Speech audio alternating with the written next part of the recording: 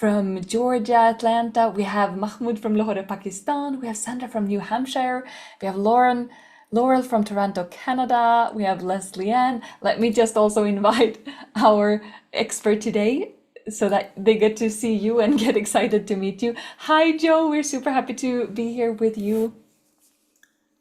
Hi. And you are tuning in from the UK somewhere. Yes, I'm on the south coast of the UK. Uh, they built this town as far south as they could. If the sea wasn't in the way, they'd have put it even further south. As warm and Uh, sunny as possible. but Put in we the UK. are above latitude here. We are above latitude 50 degrees. So although we're in the south of England, we are on the level with or north of one or the other of about 90% of inhabited Canada. So Yeah. it should be cold, but we have our own air conditioning system from actually the Caribbean and the Gulf, and that keeps us warm in the winter and cool in the summer. And that's why we That's have this it. beautiful,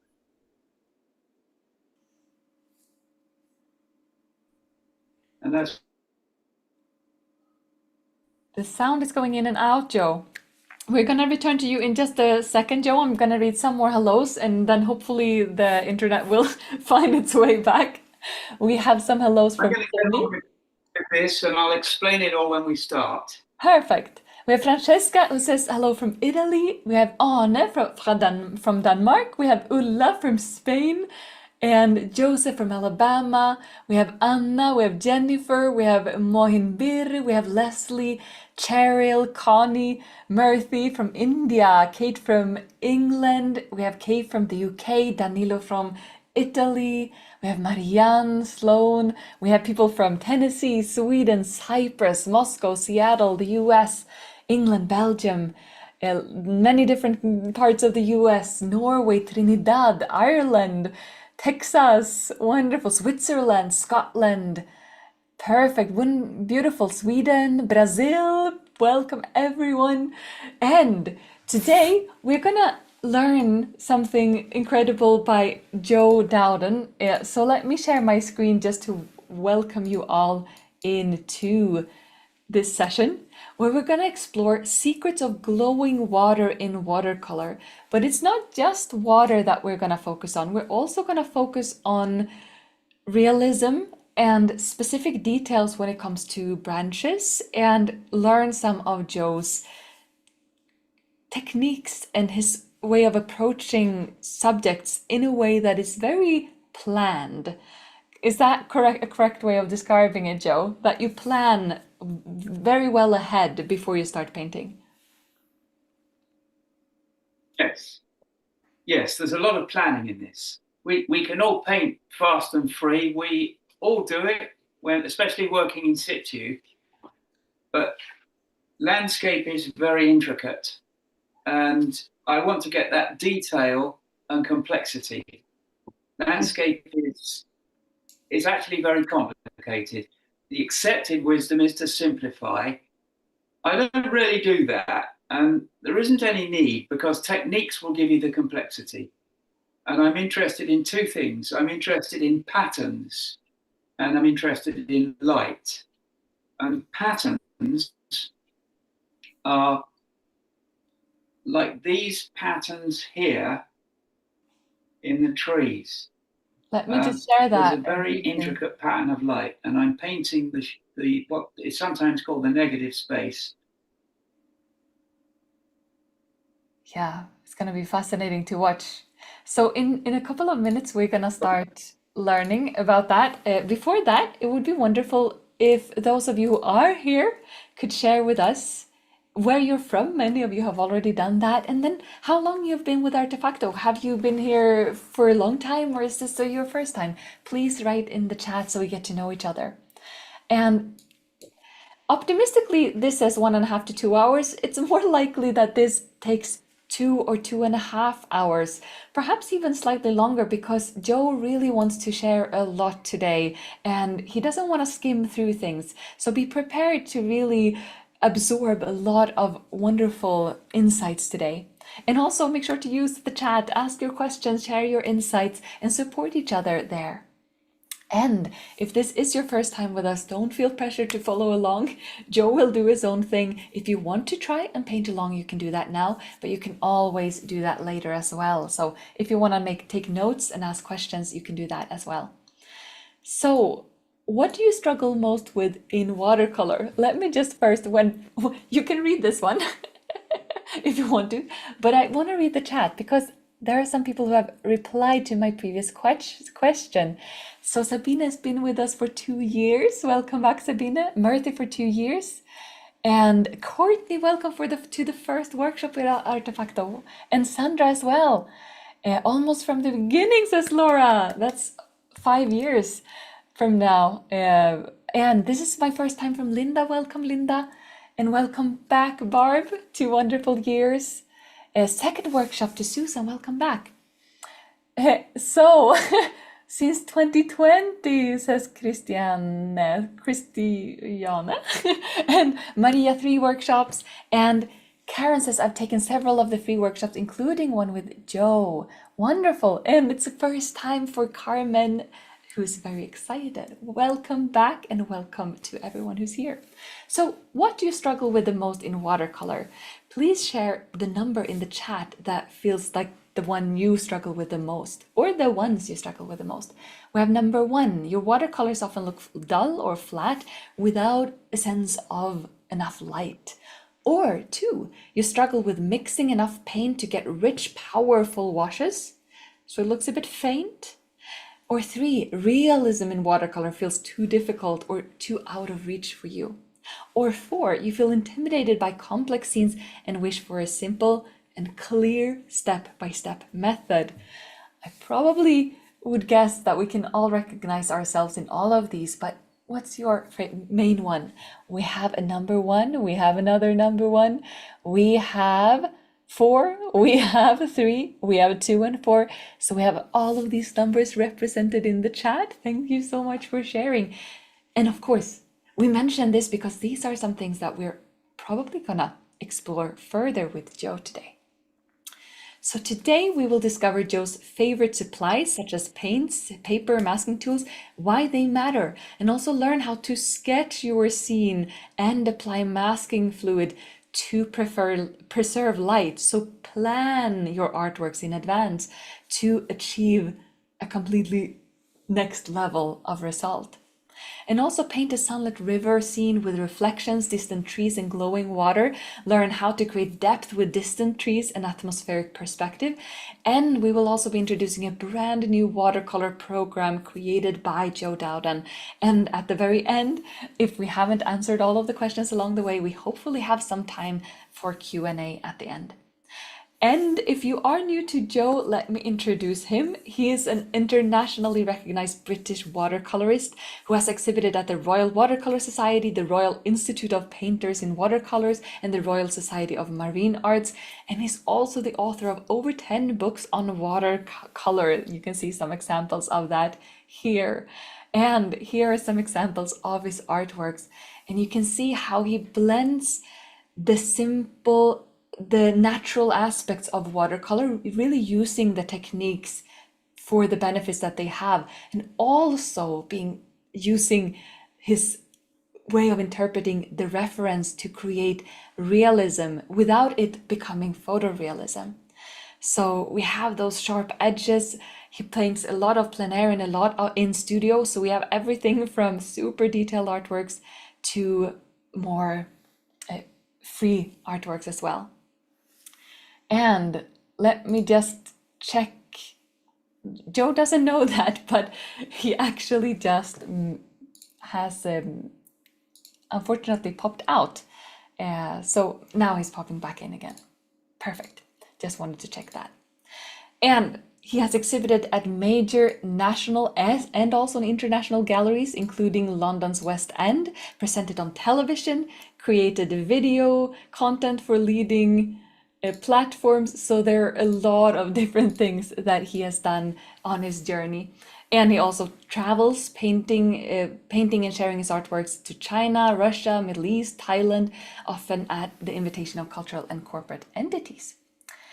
So he has also been teaching for over 18 years in different workshops and 15 plus years of plein air painting holidays.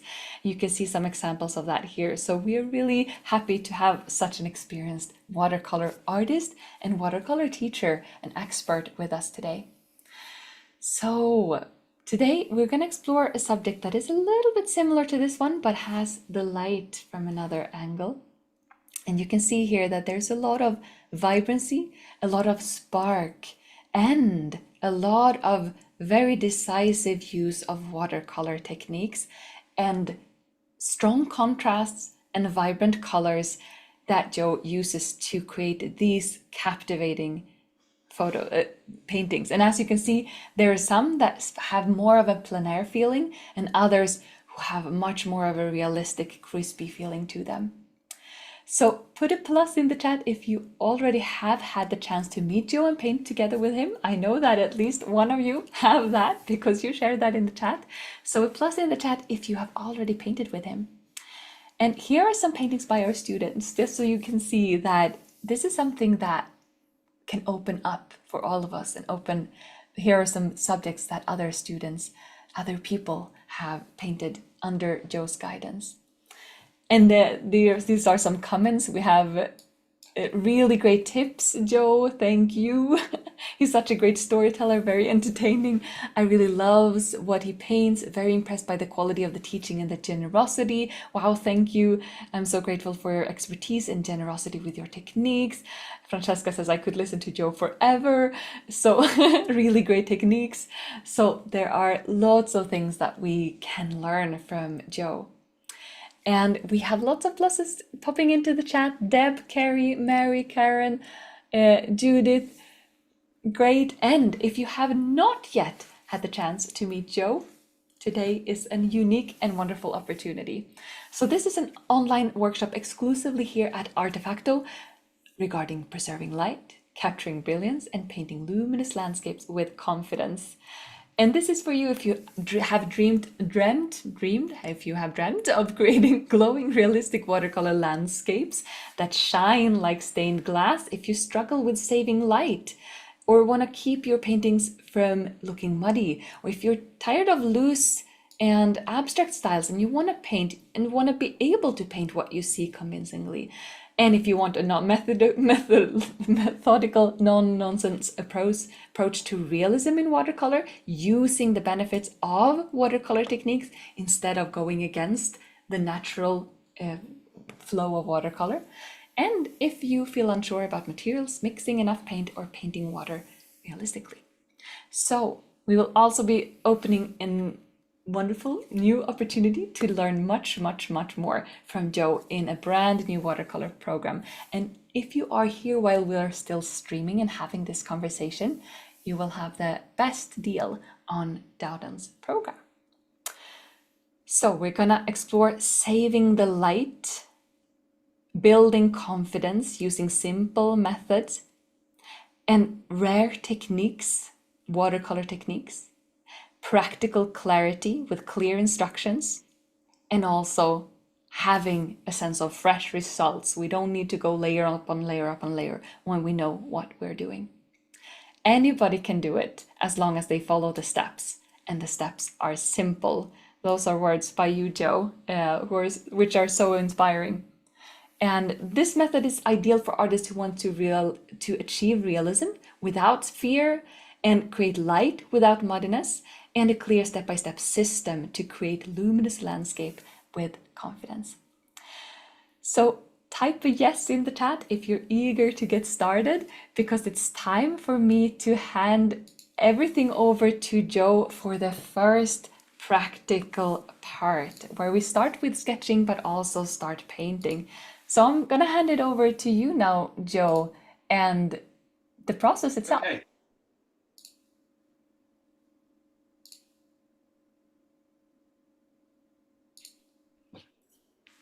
Right, we've got a slight time lag on the laptop but my phone is keeping up. I can hear it very quietly.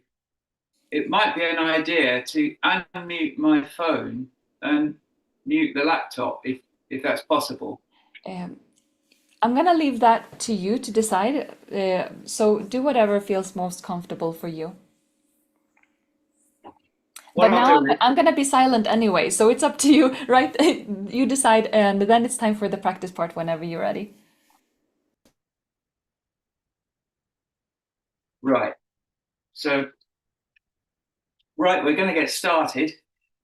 First, I'll show you a couple of plein air paintings, and then I'm going to show you a very fast demonstration of this painting. This scene is a river called the Meon Valley. I can see there are a lot of reflections in there. I'm just going to try and get rid of those. This is a river in southern England, about 70 miles, 100 kilometers plus from where I live. It's called a chalk stream, and we've got three of them: the Tess, the Meon, and the Itchen. The Meon is absolutely beautiful. It flows north-south, and it's very pure, clear water because it's filtered through chalk. So this view is looking into the sunset on one of the many bends in the river. So although it goes north-south, it meanders, and at this point it's meandering across a water meadow, a meadow that in ancient times would have been flooded at certain times of the year to get better growth. So I'm going to explain the drawing first. The first thing I did was work out the proportions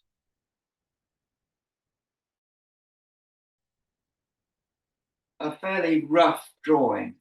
You can see that there, and I could do with a piece of blank board behind it so you can see it better.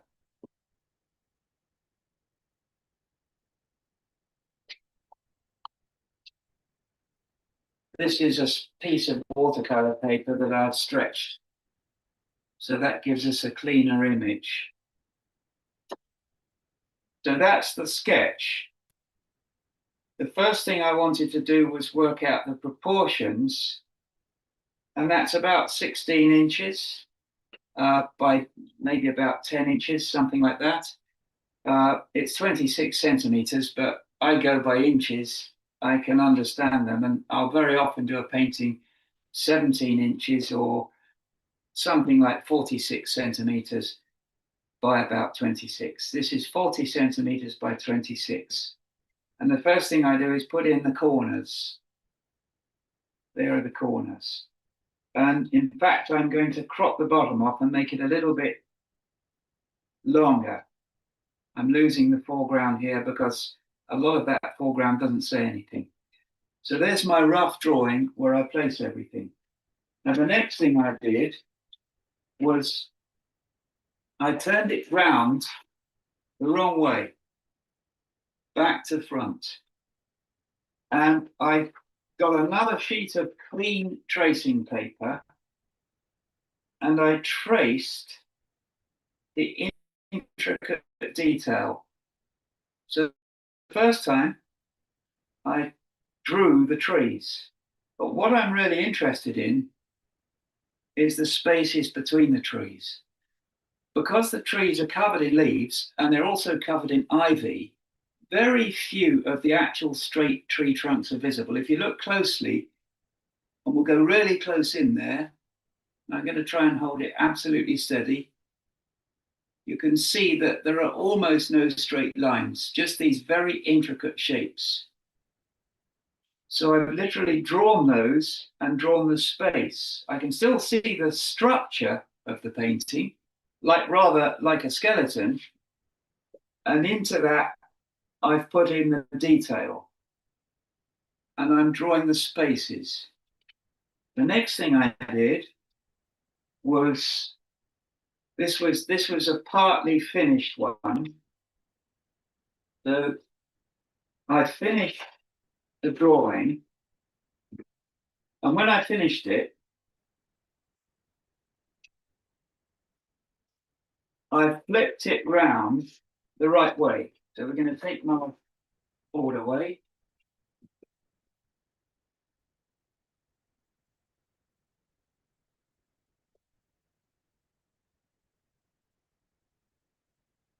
So I finished this drawing the wrong way round. So that is on the back, the actual pencil is on the back. I then put it the right way round. So what we've got is a back to front drawing of all the detail. And it took me maybe half an hour, not too long. Just going to try and straighten this a little bit with the camera. There we go. So the next thing I did was get a blank sheet and put it over the paper like that. And I taped it there and there. So it flips over like a window. It's tracing paper, so it's transparent. The drawing is anchored to the paper and the blanking sheet goes over. I use a blanking sheet because I'm going to make a mess of it when I trace it through. I just get an ordinary pencil. This is a 2B, and I trace the marks through like this, rubbing over, making sure it's in exactly the right position. I want to put these little marks in as well, because these are the corners. Very important. I need to know where the edges of the painting are. If you look carefully, you can see there's a very pale drawing there. And that's the drawing that I want, and it's ready to start the painting. Later on, I may not be able to see it. So I'll put the blanking sheet back over it like that. And then if there's any detail, I can, sorry, I didn't mean the blanking sheet. I meant the original drawing that I'm working on. So if there's any detail that I need to find, I can just go over it like that. Now, to avoid messing up the drawing, I put the blanking sheet over it and I trace through like that. So there's a line I've forgotten. And I can trace through, and there it is. It's all perfectly visible to me, but it doesn't show up so well on the camera. That, I'm afraid, can't be helped. And you will find it is very pale. It's a very pale drawing. When I start painting, I can flip the whole thing over like that. And sometimes I put it behind the board, out of the way. The next thing I want to do is frame the edges with tape. So I'm going to take those little cross marks there. I've used a photograph for this. Sometimes I'll use several photographs and get a composite painting. Sometimes I'll get photographs and stick them together. And if there are bits missing, I can get another photo. I print them up on the printer, and then I can stick a corner of another photo in, literally build up an image like a jigsaw puzzle using different references. I've often done that. So I'm going to put the tapes in, and this will give a nice, neat, crisp edge to the painting. It also tells me where to stop.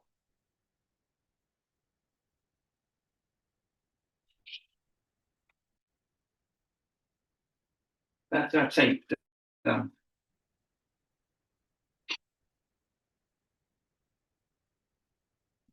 There's my photograph. Straighten that out. Just straightening the camera out a little bit. There we go. Now I'll show you one that's quite rough that I did. This was actually a demonstration of all places. It was done in a shopping center in Thailand where we had an international watercolor exhibition a few years ago, organized by the famous Thai painter La Fei and his friends. Many of you will have heard of him. Brilliant master. So this is a fairly quick demonstration, and you can see even without all these delicate and intricate shapes. So this can be done quickly, but today I want to show you all the techniques. I'll put that there. That's not what we're painting today exactly. We're painting that view, but with more detail. And I don't know if you can, how well you can see on the monitor, but I'll show you a couple of plein air paintings. I've got some plein air paintings on here. I just need to turn around and see if they're visible on the monitor. There's that one there. Yeah, that can be seen. I'll come forwards with that a little bit. So there's a gondola painting, and just above it, that's a Swedish lake. And then there are a couple of paintings above it that were also either plein air or a fast demonstration painting. So these techniques will work plein air, but it's nicer to be in control in a studio. So now I'm going to start masking. The first job is to mask the painting. I'll leave this here for a little while just so that sits nicely in the frame. I use Winsor & Newton colorless art masking fluid.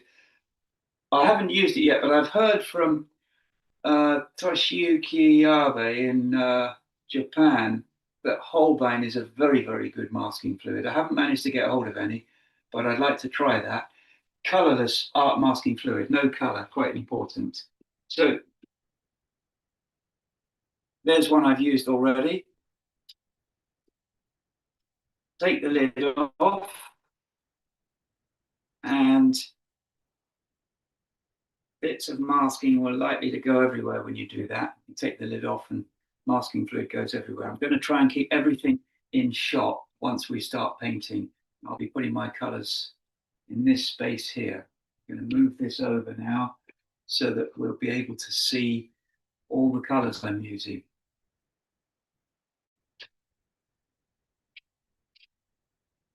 Put that away.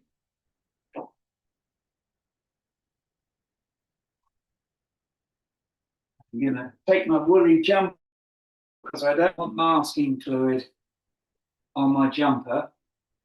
And I always wear work clothes, more suitable for a building site, really. Things that I don't mind if they get messed up. So I'm going to use my toothbrush. I've got a toothbrush here. I'm always on the lookout for an ordinary plain toothbrush. So let's put this in front of the camera.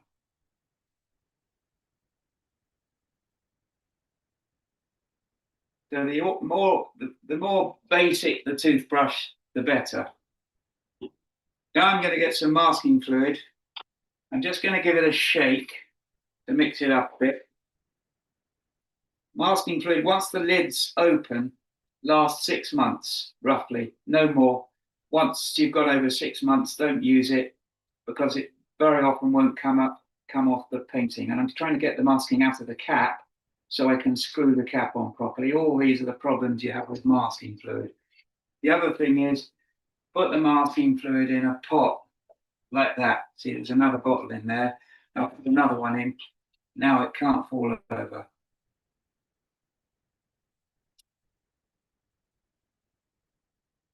Now I'm going to start.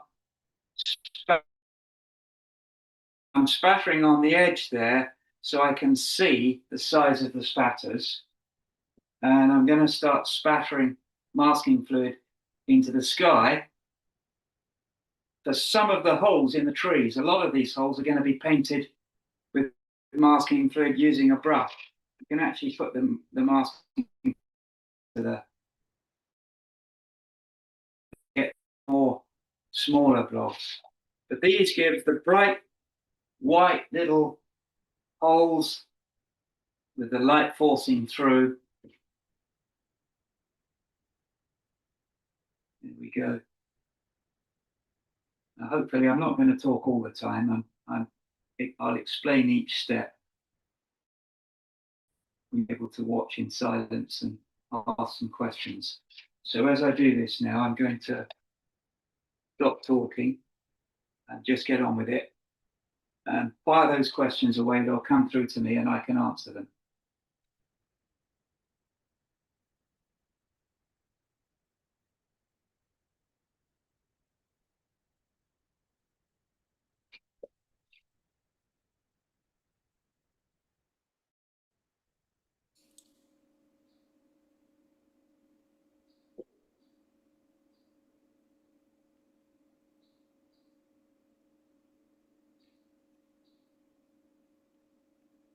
Here we go. A lot of masking fluid,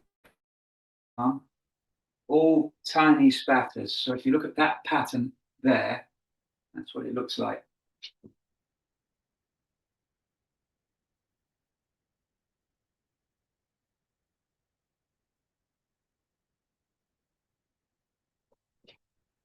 Now I'm going to do some in the water. In fact, I'll go back to the pot for that.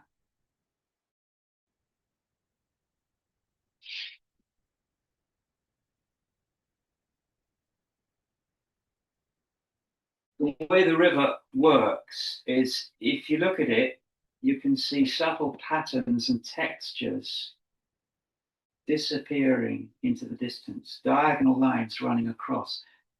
You can certainly see it with pieces of wood or fallen branches or possibly even stones. They're in kind of strings that are going diagonally as they've been pushed down the river.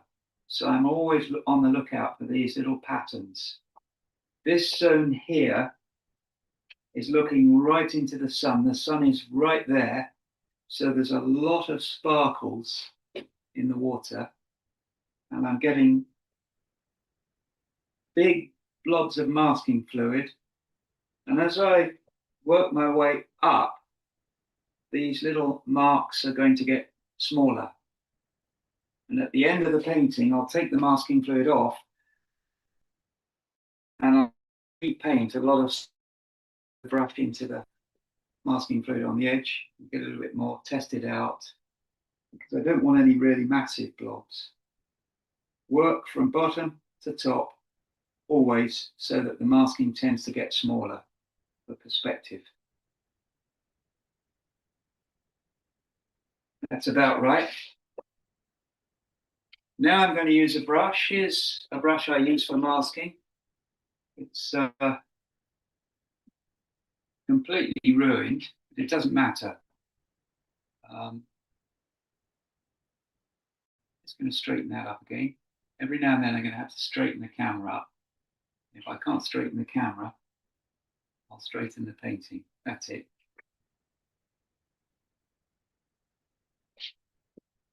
So I'm going to use this to mask some of these interesting in the water. It could be plant growth, weeds on the surface, but they make interesting shapes and they give an idea of the surface of the water. And because they're wet, they're glinting in the sun. The masking fluid brush is very rough. That's fine because it'll give rough shapes, not neat, tidy ones. So I've got these probably floating weed. It's very shallow water. It's probably caught up on the bed of stones, many of which are actually poking through the water here.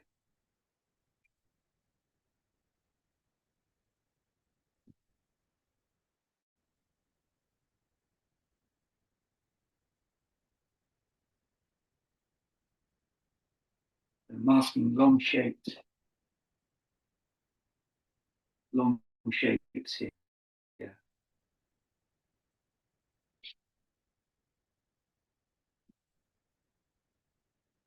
And although I've got a drawing, I'm still referring to the photograph.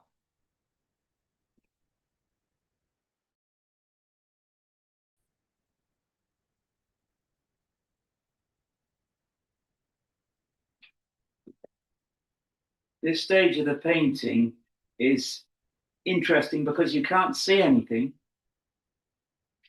and one tends to feel you want to just get on with the painting. But this is the painting. I'm painting white.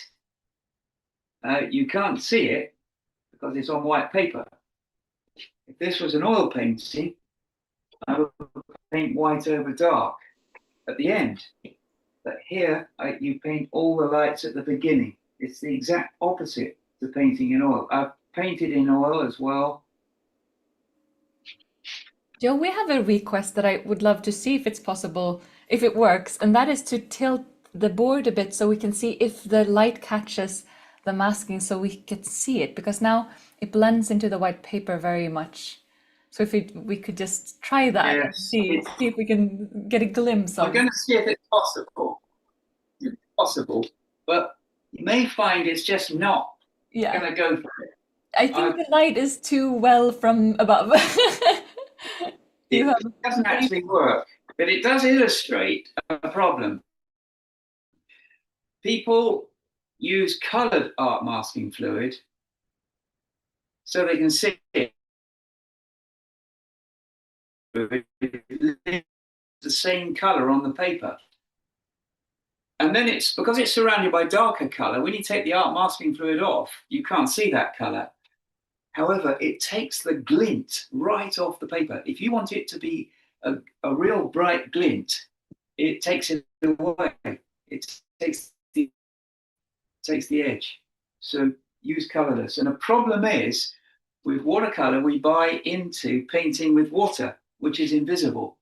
So some of the time we're painting with water, and unfortunately, I can't get it to glint.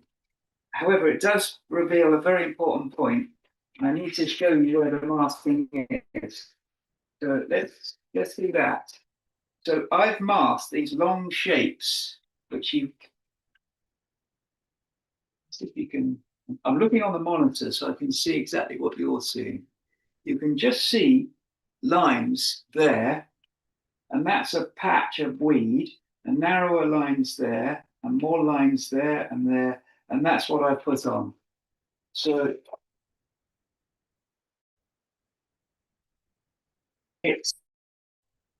it'll come to life at the end. So what I'm going to do now is get that dry. I need to make sure I've done every last bit of masking that I need, and then we're going to start putting paint on.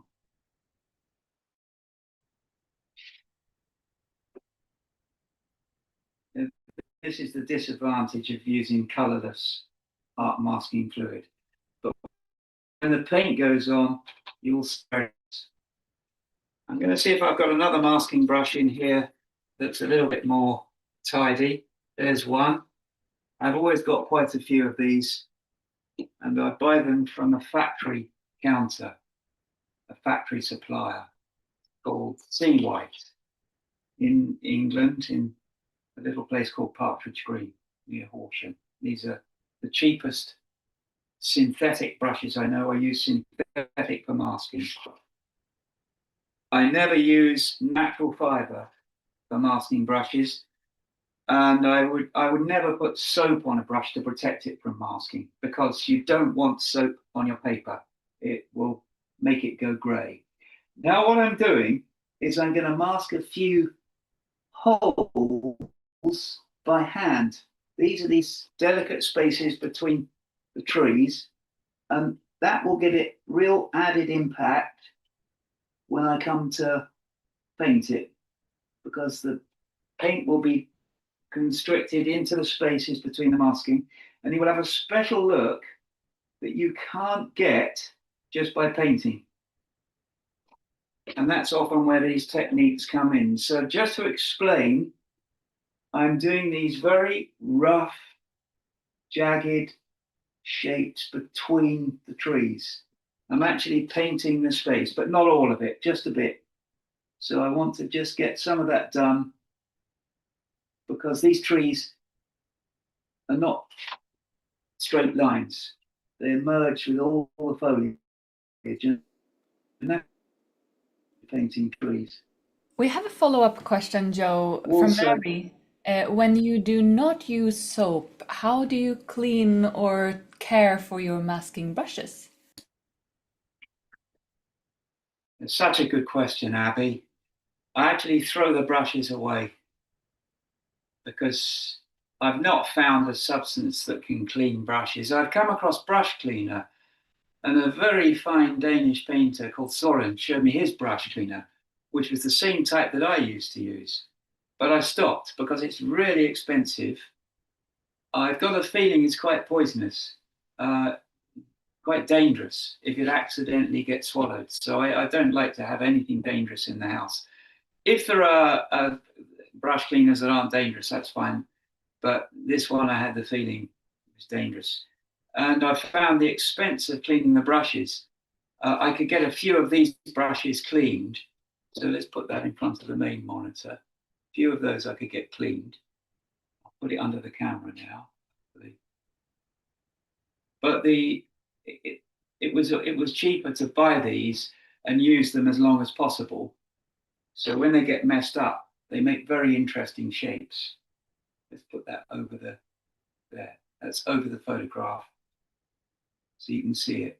Very interesting shapes. So I actually don't really clean them, but I would never use an expensive brush for masking. I would use these small synthetic brushes because masking ruins brushes, even if you do clean them. Too many chemicals. You don't want that on natural fiber, squirrel, sable, and all the other various natural fiber brushes there are.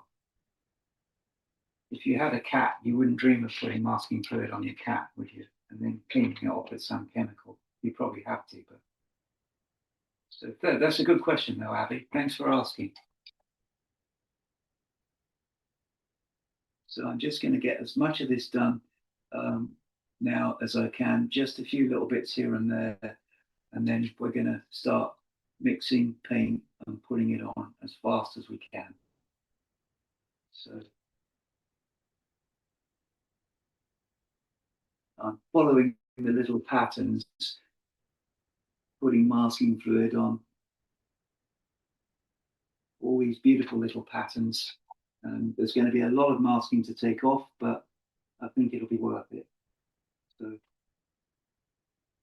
I'm going to have to repaint quite a bit. When you have to repaint after having a lot of color removed, it actually doesn't take very long. There's the one place here where the trees are straight, so I'm just going to put that. Now, as I go, I want to mention a couple of master painters. A master painter for masking was Nita Engel, and there's another painter. I'm not sure if he's still around or if anyone knows. Maybe they could tell me. Roland Roycraft, wonderful. And Nita Engel, absolute master of technique, texture from the Great Lakes. Beautifully intricate patterns she used to create with masking fluid. And then mentioning a few other painters, a master painter quite near here in this part of the country. I've noticed exhibits in Lymington at Robert Pereira Gallery, and he painted overseas clients, very fine painter, and he was one of the most brilliant painters for painting the natural textures of the landscape, things like all the different heathers, grasses. He could paint the ground, and you know exactly where it was. Absolutely brilliant. And his name is Richard Tratt. I know he's still painting. There were some beautiful paintings of his in the Lymington Gallery I saw a couple of years ago, Robert Pereira. I always love to see great painters at work. I'm inspired by the landscape, but their knowledge is so helpful when it comes to painting and seeing what's possible. Right, enough of that. I'm going to stick that in some water. I've got a separate pot of water around here, so that's going in there. I don't want that masking fluid in my painting water. And this one can go in there as well.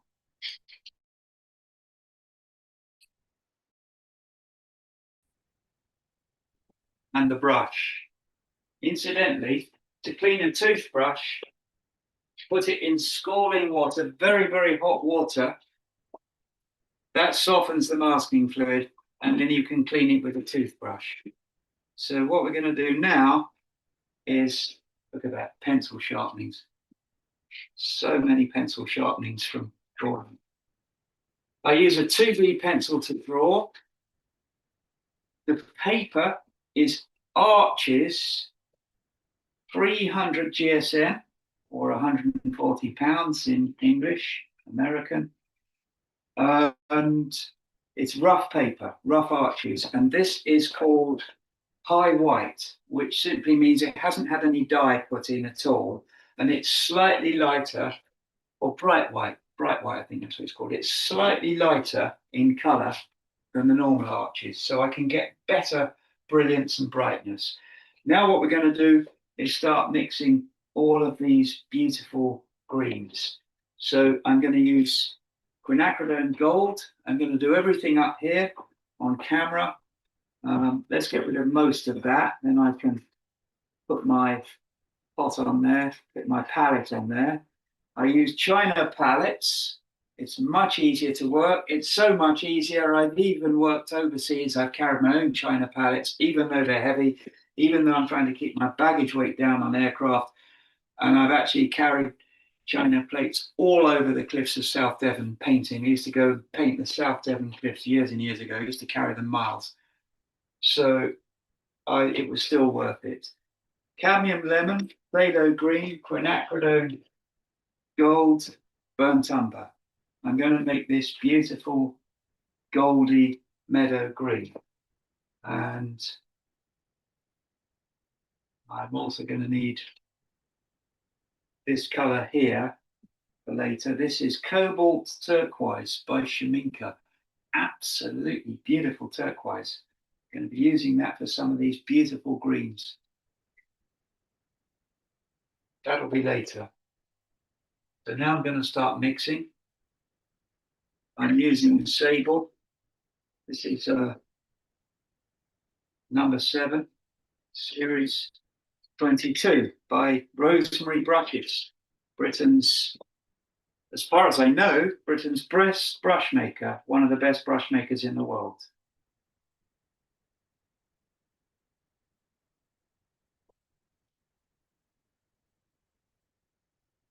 We're going to mix green with a lot of yellow. This cadmium lemon, I bought my first tube of Michael Harding cadmium lemon, my first Michael Harding watercolor. I wanted to know what these are like. The decision was easy. I was in Jackson's of Hove, used to be Lawrence. They have a huge range of paints, and no one else had a cadmium lemon. So I thought, now's my time to try Michael Harding. I used Michael Harding oil paints, and they were absolutely wonderful. And I was recommended to do that by New Zealand artist Bobby Kerb, also known as Ash Shaw. And I never looked back from using Michael Harding oil paints. So when they started making watercolors, I thought they'll be brilliant. And sure enough, that is an absolutely brilliant tube.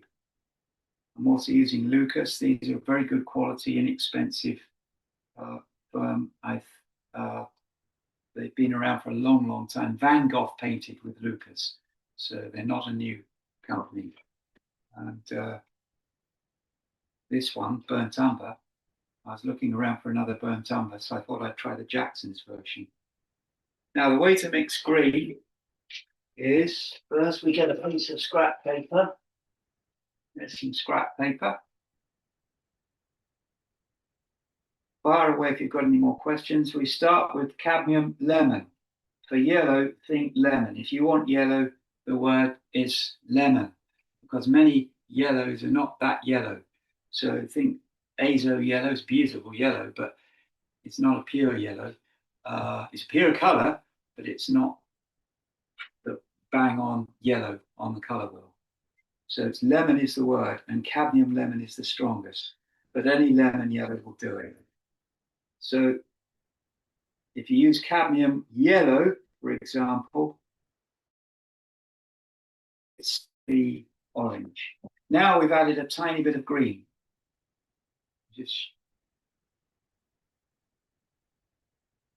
The difference is very slight. I'm going to add a little bit more. You have to go very carefully, or if it goes too green, you can't turn it back to yellow.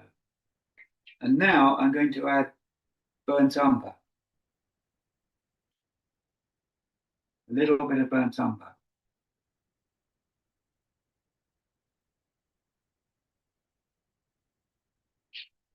And I'm going to go on doing that until I get the right color yellow. I'm just going to bring my water pot a little bit closer. I'll show you my water pot. It's a pot inside a pot. The inside is for dirty water.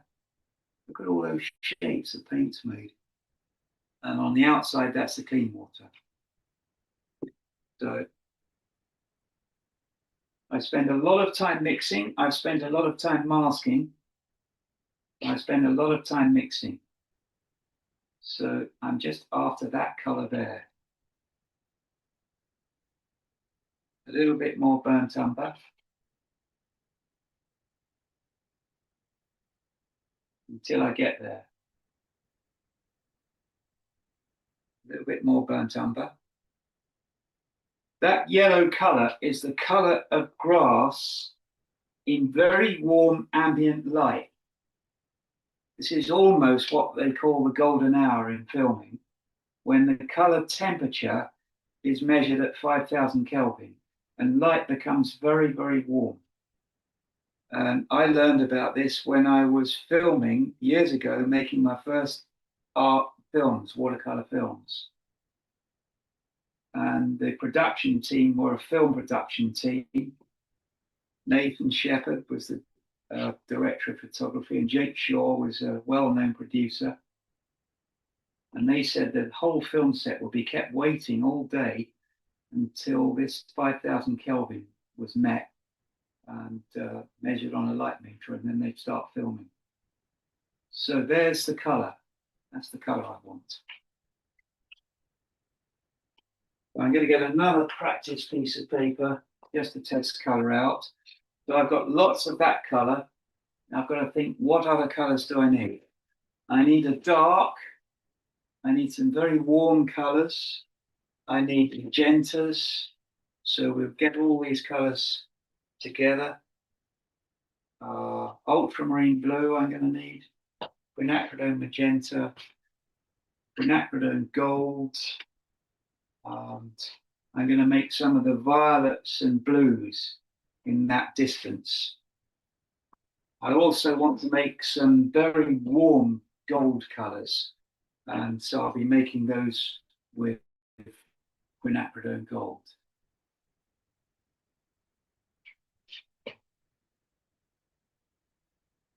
So I've got quinacridone gold in there.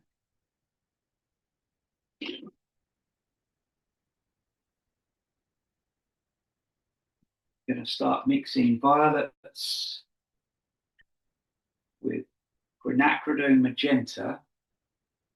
This one is quinacridone magenta, and it says QOR watercolor. I found these are very good paints. American, I think. I was given those while I was working in India. I'm very grateful for them. And this is ultramarine blue. Got quite a high color count. Burnt sienna. This one is a cheap Van Gogh student color, but I've found it's absolutely brilliant. It's real burnt sienna. The only real difference between this and an artist color could be the binder in not being as expensive, the gum arabic or whatever gum they're using. But I found it equals the best burnt sienna I've got at the moment. So we're going to mix some of that. So we're going to have all the different paints on the palette, all the different colors on the palette. And now I'm going to start mixing the ultramarine blue. I'll keep it that way so you can see it. Ultramarine blue, quinacridone magenta. We'll have different shades, different tones, or should I say different hues. This is color here. Shades in tones is about value. So we're doing different hues of color in the violet range. So starting with ultramarine on one side, magenta on the other, and everything in between. So I can select the color from there.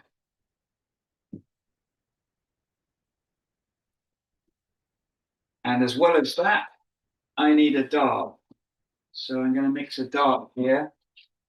I use Payne's Grey. That's M. Graham, one of my favorite color makers of all. Very, very strong, powerful colors, these. I'm just cleaning that because I don't want to get black paint all over my hands.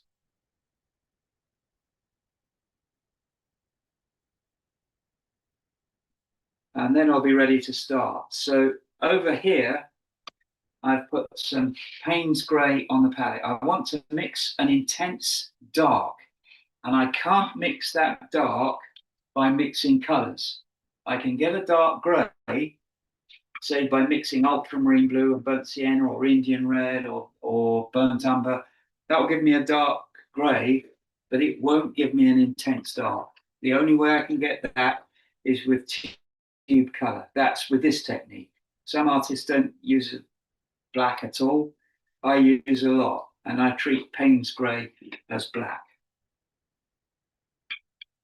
It's the strongest black I can find, actually, Payne's Grey. So now I've mixed an intense dark there using Payne's Grey and phthalo green. And just to make sure it's quite a natural dark, I'm putting a little bit of burnt umber in as well. So I've just got myself a really powerful dark.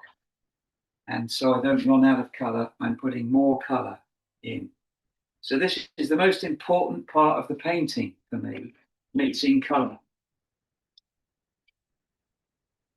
It would be quicker if I was using pans, but I can't get the same power out of pans that I can from tubes. So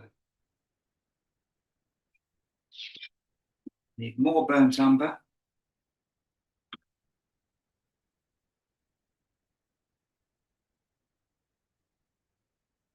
More phthalo green.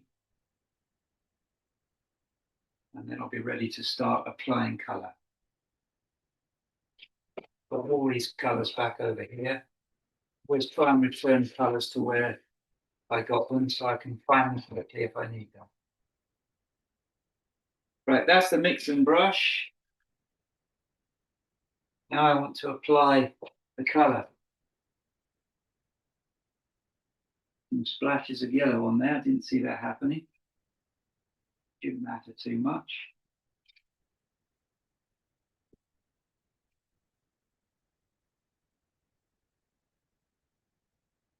Just get rid of that.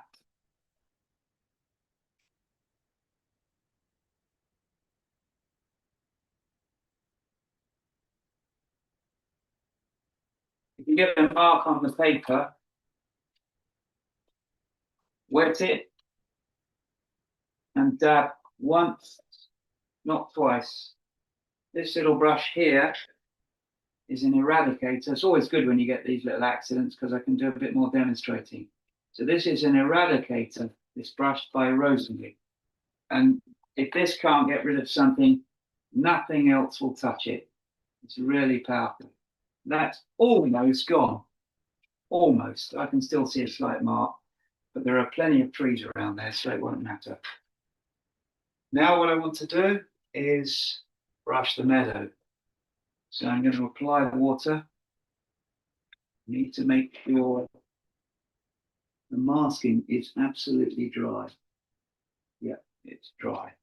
There's even a bit there that I don't want.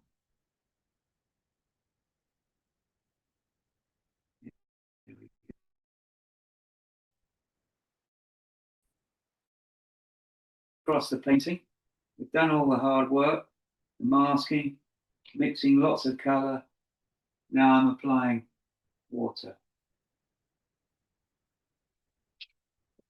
I would never apply water and then mix the color afterwards. I always make sure that I've got the color mixed first. That's just my way. Some people may be able to mix the color quicker than me. I've got my limitations. The main thing about limitations isn't that you've got them, it's knowing what they are. So I need to have all my color mixed in advance. Now I'll just have one more last test of this really intense, bright, warm color. I'm going to get the palette over here and I'm just going to run it straight onto the paper. In fact, like that. That's not a technique, that's just saves time. You know what it's like when you paint, you put the color on and it goes really dry and pale. So now I'd like to put a little bit more burnt umber in there because I've got to mix more.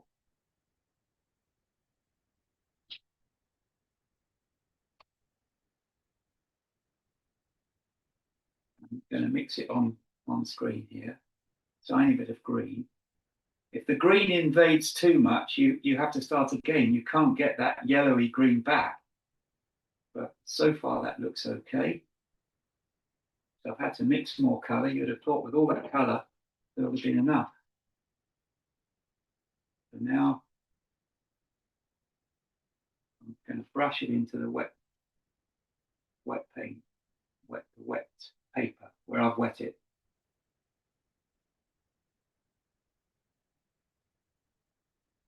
What's the sound quality like? Is it okay? Yes, it is. Oh, that's excellent. Good. Now I'm going to brush in here. I'm putting the brush into the quinacridone gold so it can have some really strong, bright colors.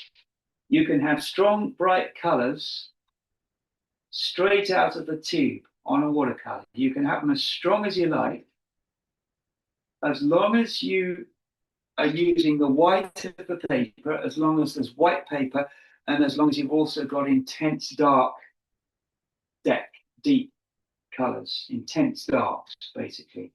That's not the correct way. It's not the only way. There are painters who are unbelievably good at controlling value.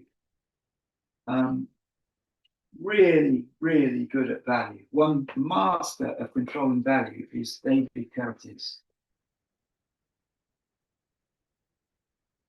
We're fortunate in having a lot of really good painters in Britain, although many countries have a lot of brilliant painters, notably Australia, a whole bunch of masters from around Melbourne. Now I'm going to paint this area here, and I'm going to start by applying water to the skyline. So the skyline is this distant line here above the trees. It's as far as you could see. It could be hills, trees, it could be a cityscape, but that's the skyline. So now I'm going to wet it, and I'm just going to gently wet the paper up to the edge of the skyline, and I'm carefully drawing the skyline, and I'm looking at it sideways, because although you can't see the glint, I can. And I'm going to start applying colour to that. So first, I'm going to go for this distant blue. It's bright ultramarine blue. Ultramarine tends to spread in these strings. One word for it is flocculation. It's similar to granulation, but it behaves differently. It forms these strings of colours where the tiny particles are attracted to each other and form ribbons. And that's flocculation. I don't know of any other colour that does that. Other colours granulate. Now I've got that, I want to go in with my burnt sienna and a little bit of quinacridone gold, like that. So I've got some burnt sienna, some quinacridone gold. Thinking out loud, I'm wondering if I've got azo green in there. No, it doesn't matter. Here we go. Azo green. If you buy that in Winsor & Newton, they call it green gold, but it's actually azo green. So now I'm just going to paint this beautiful tree and see how that colour spreads. We've got the blue distant hill, but some trees are breaking through it. So that effect has come out absolutely beautifully. I'm really happy with that. I'm just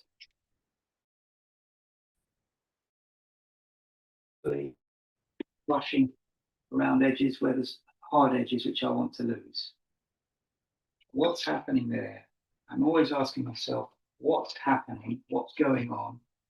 And I need to get some more ultramarine blue because I want to create a distant hill going right through the trees, which will be visible behind the trees.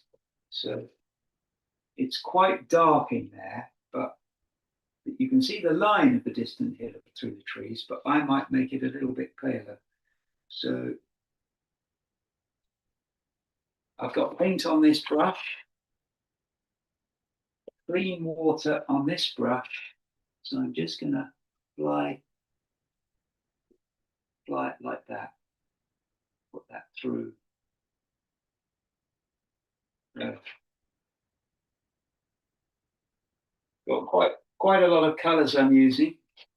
I want some of this. I want to do this green meadow here. So I'm going to use some Old Holland yellow green. Other colour that would do it would be May green or permanent green. This is slightly yellow. You could get it by adding yellow. That would be fine. I'm going to add this to the distant meadow, and then I'm going to do something else to it to get it to go a little bit bluer. So now I'm looking to see how I can extend that. You'll have to remember some of these. This is Naples yellow, and I'm using it when I want a very subtle colour that isn't very strong. So I'm going to add this to reduce the strength of the colour, and I can still have the power. I can still have the covering power by using Naples yellow. And I'm looking very carefully to see where that river goes. I'm going to refer to my drawing. This is where the drawing comes in. So it seems to go there and across. Got it. Right. So I can see from the drawing that the river is doing that. So I've got the river by referring to the original drawing. And if anything, I'll paint less than I need there, so I preserve as much as possible. And there. Now, in there, I've got the shape of my river going off into the distance. And I've always think, could I just do one more extra bit of river? But it's not necessary. I've stopped it there, and that's the distant river. Now, I'd like to use cobalt blue because I'm going to get a bluey green. So the lesson here is experiment with greens. I can get a muted bluish green simply by adding cobalt blue to a green. It will stop it being a really bright tone. Now I'll compare my color to the photograph. It's a great thing about photos. You can do this. You do it if you were on site. And I'd say, what correction do I need to make to that color to match it to that? Just like sampling color, colors for decorating in the shop, it's a little color sample. You can do all that there. That's bluer. But if I add that burnt umber, is that showing up on the camera? It isn't. I need to bring this over here. Right. Okay, now you can see it. Naples yellow, cobalt blue, and this Old Holland yellow green, or a normal green with a bit of yellow. So I've added cobalt blue to just calm it down. Right, now I'll put that on and see how that goes. And I can see lots of little shapes in there. There's grassy seed heads, which are light. There's a whole row of grassy seed heads. There's this here. And now I've got these beautiful muted bluish greens. And I can go a little bit further with it, put a little bit more cobalt blue in. I love to have nice, strong, saturated color. But I've muted it from being a green that's too bright. There are about a million different greens that scientists say, or 750,000 actually, that the naked eye can see. I could never begin to define that many greens, but somebody's done the science. So now I'll bring that green into here, and I can have a brighter green now. There. I have an unlimited palette. I don't have a limited palette, but there are some artists who with a limited palette can get an unbelievable range of colors. So I don't think it's a bad thing. It's just that I enjoy color. I love it. But Michał Jasiewicz, he has a limited palette, but out of it, he gets an unbelievable range of colors. It's incredible to see it. I do it by mixing a lot of different colors. If you have to, you can use less colors. I've had paintings where I've literally used 3 colors and they've been really colorful. But when it comes to these greens, that painting was of an Arabian rock pool, by the way. But when it comes to greens in England, I tend to use a lot of different greens if I can. Another artist who's very, very good on greens is Paul Talbot Greaves. And I phoned him up one day to see if he could give me a few more pointers. Very helpful painter, very good teacher, and absolutely brilliant at the brief statement as well. I'd love to see what he makes of this landscape.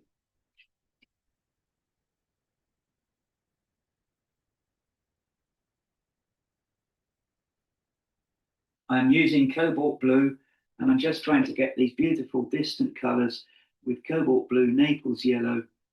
There we go.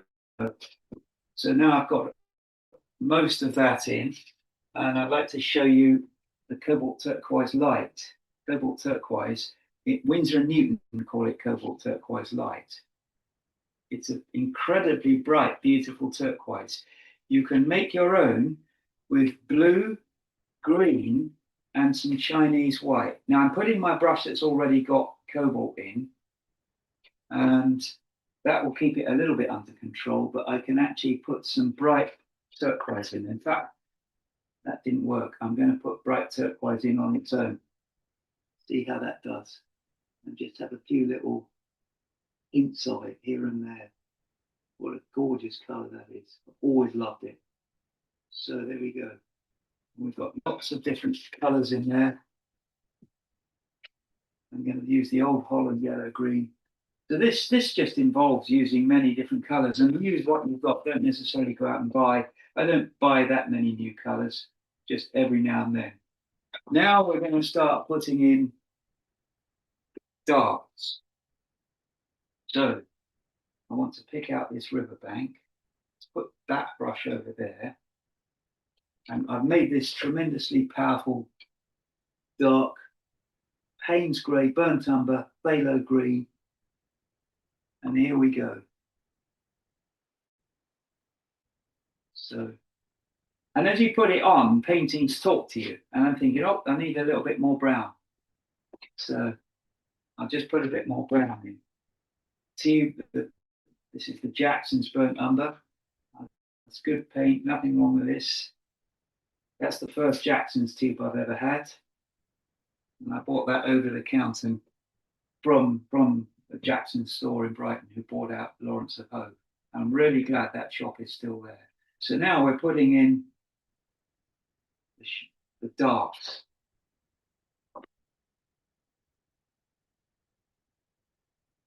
An interesting thing happens when you paint from a photograph. I took this photograph years and years ago. I mean, 1992, long time ago.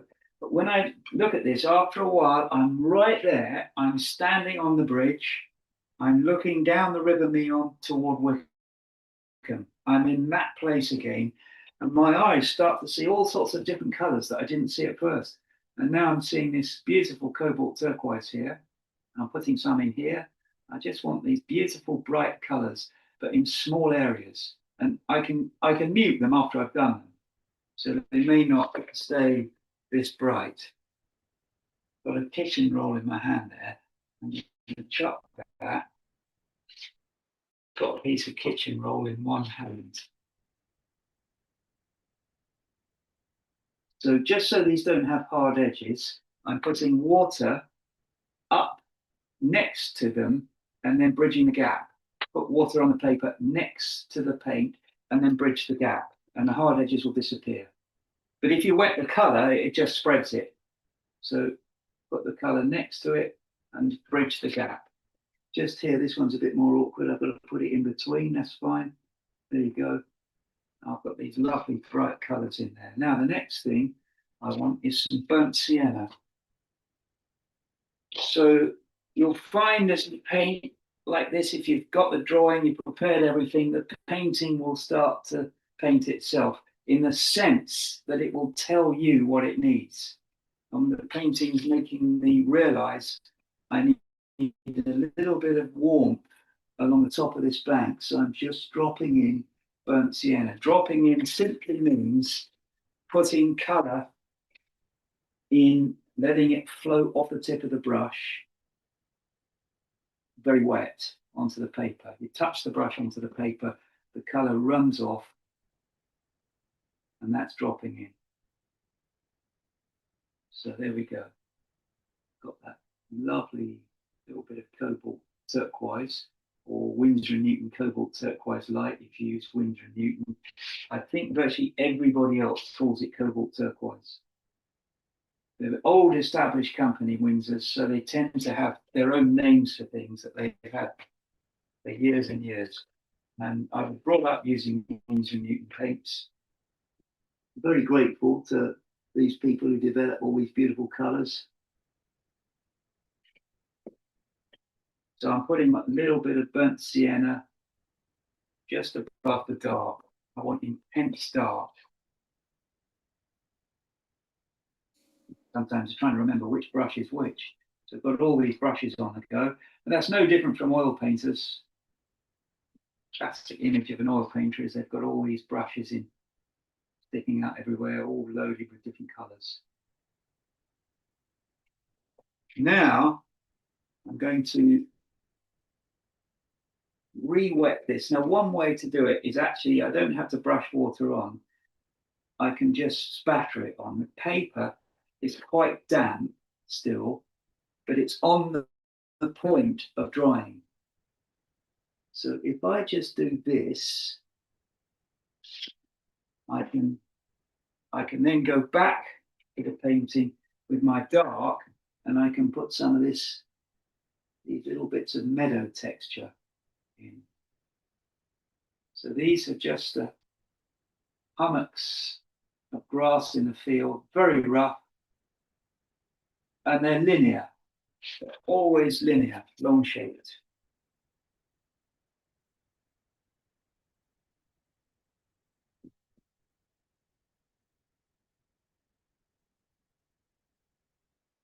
I'd like to get a little bit more cobalt turquoise because I noticed those tufts of grass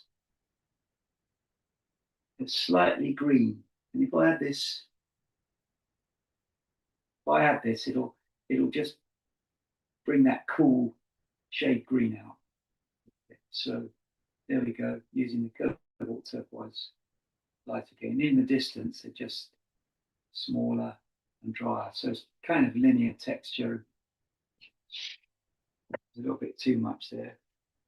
Dab that off. I can go back into the color here and just literally overpaint. Cadmium lemon, very powerful stuff. There we go.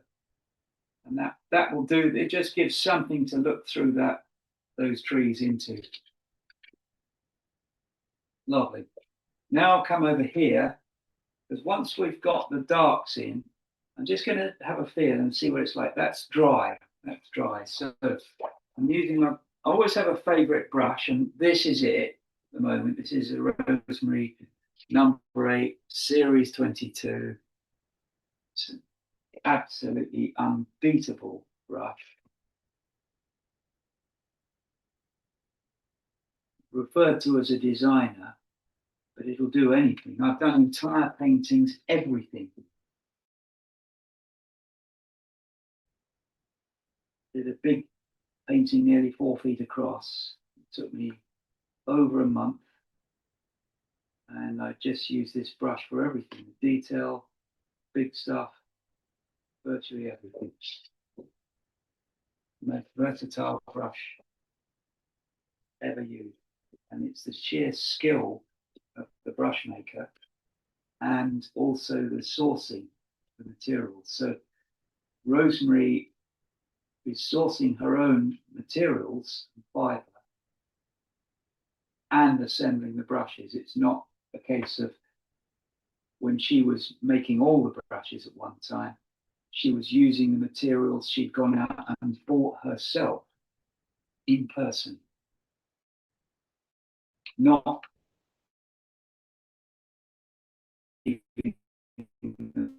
and assembly brushes. Really did the whole project from beginning to end. So now I'm adding dark with this designer brush, and I'm after the texture in the grass. I'm drying, clean the brush.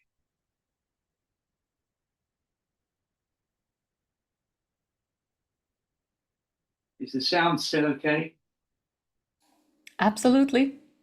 That's good. That's good. Because it's very quiet, you see, for me in here. Yeah, of course.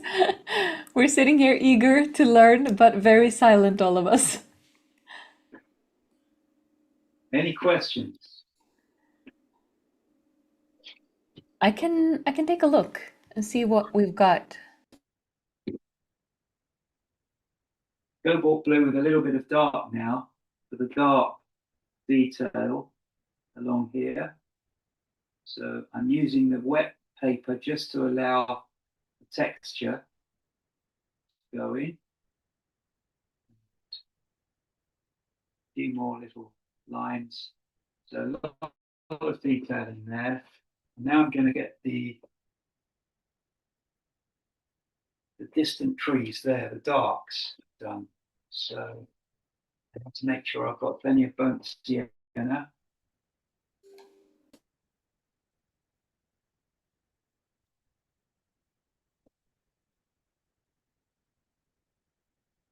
Before I do that, I'm going to put in the distant hills across here. So, Joe, we actually just received a question in the chat regarding the new program. So, I was wondering, is there anything you want to do before we take a break and show people how they can learn more from you? Because now you're preparing for the next step. Would it be possible to just do that next step and then take a break? Yes, that's a great idea. Perfect. Yeah, thanks. So what I'm going to do is just put in this central zone here, and the sun is here. Once I've done this hill, then I'll take a break and we'll come back to all of this. So the sun is blasting through here. And what I want is that the color behind warms toward red. And I'm going to do that by having I think I'll just stick with that. They're just red. I was going to go for brown, but that'll do.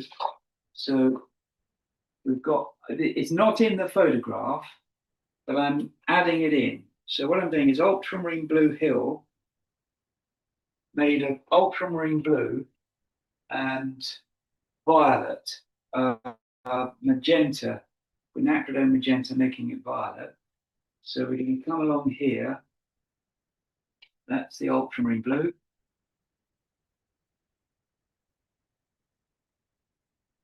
Keep it pale. It's such a beautiful color, ultramarine blue. So keeping it pale, and I'm just going to put it in over there. For some reason, Joe, the camera cannot focus now. It could it before, and now all of a sudden it turned blue. It really needs a break. But please continue now that you're already doing it. Hopefully we can still focus. Yeah, for some reason it's dropped the focus. So maybe we actually do need a break for technical reasons as well. Yes. I need to finish this because it's drying, so we'll try and get it sorted. There, perfect. If I've got my camera. It's back. It found it again. Thank you for that. It did it. Excellent. That's a relief, isn't it? Right, so now we've just got this distant hill here. And I'm going to soften the color into the edge of the trees. And I'm going to take up the field to match. Yeah. Really, really light, really pale. Contrast with the dark. So yeah, we're ready to take a break now. I've just got to finish off these edges so nothing sets hard, and tiny bit of green in there.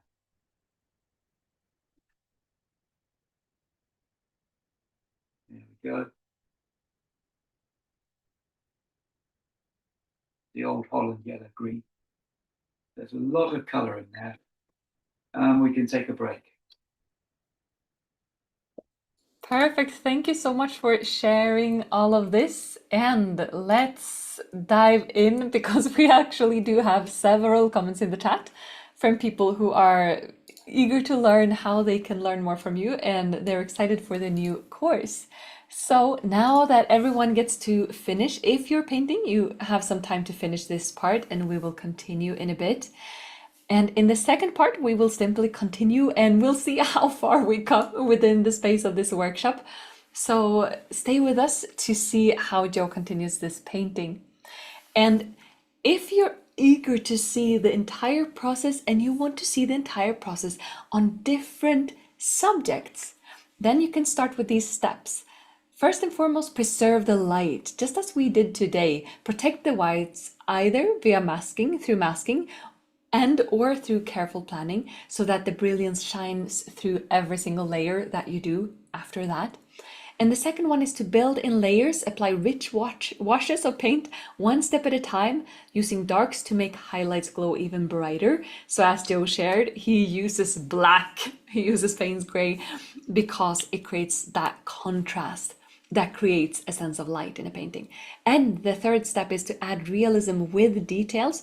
We haven't seen very subtle details yet, but we know that Joe planned for that using his masking fluid in the very first step. And some details we have already seen him adding. So bring the scene alive through reflections, textures, and subtle accents that make, for instance, water sparkle and landscapes feel real and come to life even more.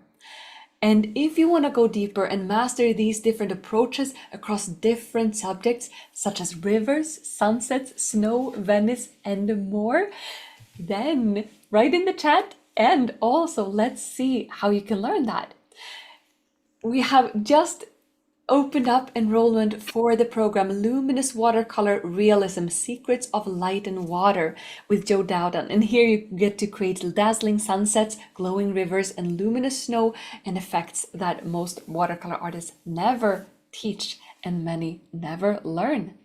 And this program is perfect if you already have some painting experience and you want to learn how to easily paint light, get strong luminous washes, and master realism and understand how to make complex paintings and approach them using simple layers, and explore rare watercolor techniques such as water feathering, splattering, and dazzling light effects, and also learn how to paint trees, water reflections, snow, and much more. And here is then an overview of this program. First and foremost, we start with Module 1, Gondolas in Venice. And Joe, would you like to share why you chose this particular subject and what we can learn from this part of the program? This painting was just all about black and white. I was had the honor of working with a Chinese master, Hong Shan, his name was. Pronunciation, right? He told me about a Chinese concept for artists that there's only one color that matters, black. And he talked about black and white. And this painting is about black and white.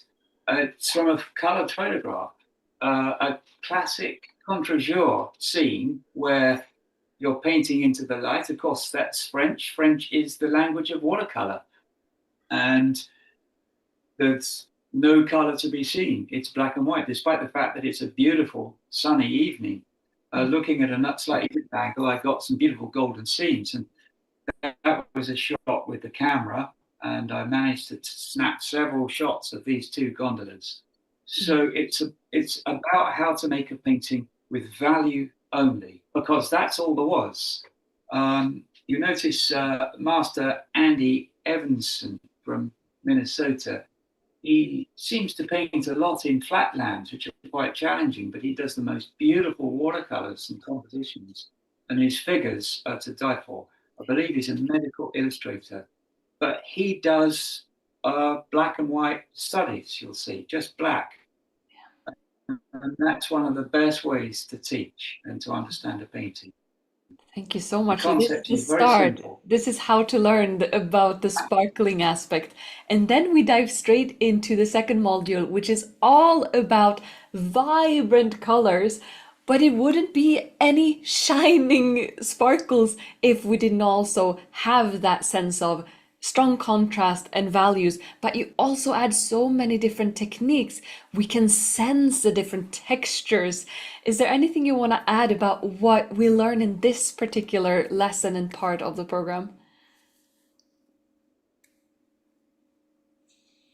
Yes, so here the value is created by choosing a subject matter. With the river, it's low light. So I work in, when I say low light, I mean the light source is low. The light is powerful, and it's late spring because by the time summer has started, the woodland is dark with shadow from the leaves. But late spring is just ideal, it's just right. And this is about texture, how to create those textures. There are methods for creating texture that you can use, very convincing, and you don't have to paint every leaf. You've also got textures in the water with the underwater shadows. They're not reflections, they're underwater shadows. They look so wet, in real life they look wet. So we'll be covering how to do that. Yeah, I love how there are both these there are both reflections and shadows, which creates that sense of magical water, and also the reflection of the blue sky. There's almost no blue sky showing in the image, but we can sense and you kind of hint on that in the reflection of the water. So there are so many textures and sense of depth. So you clearly know how to use watercolor techniques to portray that as easily as possible, because I know that you don't spend tens of hours on these demonstrations. So thank you for sharing that. Then we move to a different time of the year, snow, winter. So this is module 3. What is it that you zoom in on and teach in this particular part of the program?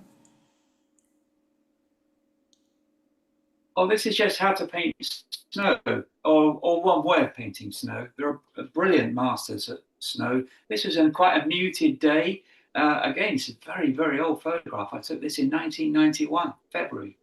And you'll notice the snow has got a slight colour in it. It's not the intense bright light you sometimes see and that I love, and you'll get that in North America and in Eastern Europe. Here, much more muted. The snow doesn't last long here. It was gone, almost gone by the afternoon I took this. So the very light colours in the snow. Snow is white. And it's a nice composition. You know, it had a structure to it with the bridge. And so it's really about how you can paint snow and how you can use very pale mixes of greys, like cerulean blue, for example, to create snow. I also love, just I want to mention how you use shadows and different edges. We have the hard edges here and we have the soft edges, especially here. So there are a lot of different edge controls and edge choices that you're making, and also creating these shadows and reflections to create a sense of depth. You can see here that, yeah, there are a lot of choices that you get to see how Joe chooses to use watercolor in this particular scene. And if I understand it correctly, there are also there's masking, there's wet into wet. So there's a lot of techniques as well. And then we change directions to sunset at low tide. What does that mean, and how do you approach this? How can we approach such a subject, and what do we learn from this part? Well, this is the sort of painting you can do quite easily once you've seen the techniques. So, for example, there's one little trick here for the sun, which looks bright. How do you make brightness with contrast? But the bright sun is only contrasted by a very, very pale sky. Why does that work? Well, you'll see in the painting that if you put a very pale sky and leave the sun white, use water, you can get that brilliant dazzle effect. And also, once you know about the halation rainbow, that's the key to dazzle. So halation is a technique used by Turner before photography, and certainly before color photography. And you see halation in a lens flare inside a camera. It simulates what's going on inside the eye. What's happening here is the eye can't cope with the brightness, so it does all sorts of things. And it splits up the color into white for brightness, yellow, and then the reds and browns, and then dark. And if those colors are put in sequence, you can get brightness of the sun. And the other thing is, this is just mud. You know, what's special about mud? There's tire tracks everywhere. You wouldn't want to see that in your yard or your garden or outside the place where you live. It's a mess. But it's also really beautiful. So you can use what's there and create the most lovely compositions. And those are just tire tracks. They appear when the tide goes out. They keep all the water in them. And that's a place called Bosham in England, which is an incredibly tidal place. So the tide goes up and down in Britain by 30 feet easily, 10 meters, even 15 meters in places. So we get these tidal scenes where the water goes out. But never mind that, you can see the image. Once you've seen that, you can also see how to handle glare, sunshine, texture for perspective in the foreground, so you really feel like you're standing there, and architecture. And architecture is the only line that matters on that is the roof line. Everything else is either vertical or horizontal. Thank you for that. So we see there are a lot of different subjects that you mix and match in these modules. And then we move to Spanish Wadi. I'm not sure if that's the right pronunciation. And this is a subject that I think many people would love to be able to paint because it has that sense of magic that beautiful reflections in landscapes do. So first and foremost, how do you pronounce this? And what do you specifically focus on and what do we learn in this lesson and part of the program? Well, Spain is the most astonishingly beautiful place. And the beauty is in the surface and in the colors. It's almost under the ground. It's got heat and power and a little bit of bite and vibrancy. And that's why you get art forms from Spain that are very hot and passionate. You think of flamenco and the beat they have. And that's what Spain is like. It almost beats to this vibration and some very raw colors. I used raw sienna, or these days quinacridone gold, and it's all there under the surface, restrained. It's not pretty and on the surface. You get beautiful views in Italy and France, but here there's another kind of very raw beauty. What a wadi is, I didn't know this was a wadi at the time, but later on I specialized in painting wadis in Arabia. That's when I realized this was a wadi. A wadi is a land feature which has rushing water for a few months a year in the wet season. And when that comes in Spain, it's incredible. It's enough to carry boulders. And then it's a dry, very long dry season, but there's a certain amount of water under the ground trickling through. They're trapped water along a ravine. And so you go along a ravine and it can be bone dry, and then you can come across a lake and then dry again and another one. And there may have been a trickle of water this day. It was in November. Temperature was 40 degrees centigrade, 40 plus, very hot. So that's what the scene was about. And it's painted with very simple layers. Again, multi-layered watercolor. Each layer on its own is really simple. You don't have to paint the whole thing once. Paint a layer, take a break. And also, you learn from this that the early layers, as in all the paintings really, they're very depressing and dull. Don't worry. They don't need any skill to. They're not good paintings at the start, but then the layers build up, and at the end, it brings itself together. And what we're doing here, Artefacto and me, is we're just showing you how you can bring all these things together with simple steps to create a much more complex and powerful painting. Thank you so much for that explanation and inspiration. And for those of you who are here, please stay with us. In a few minutes, we will see Joe continue painting the demonstration painting that we have started.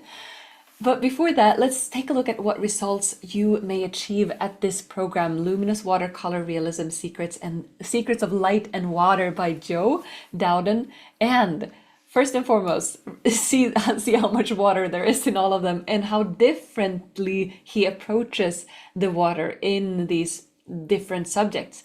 First and foremost, get a clear step-by-step method for painting beautiful realistic watercolors. Secondly, master techniques that you can use to paint anything. And thirdly,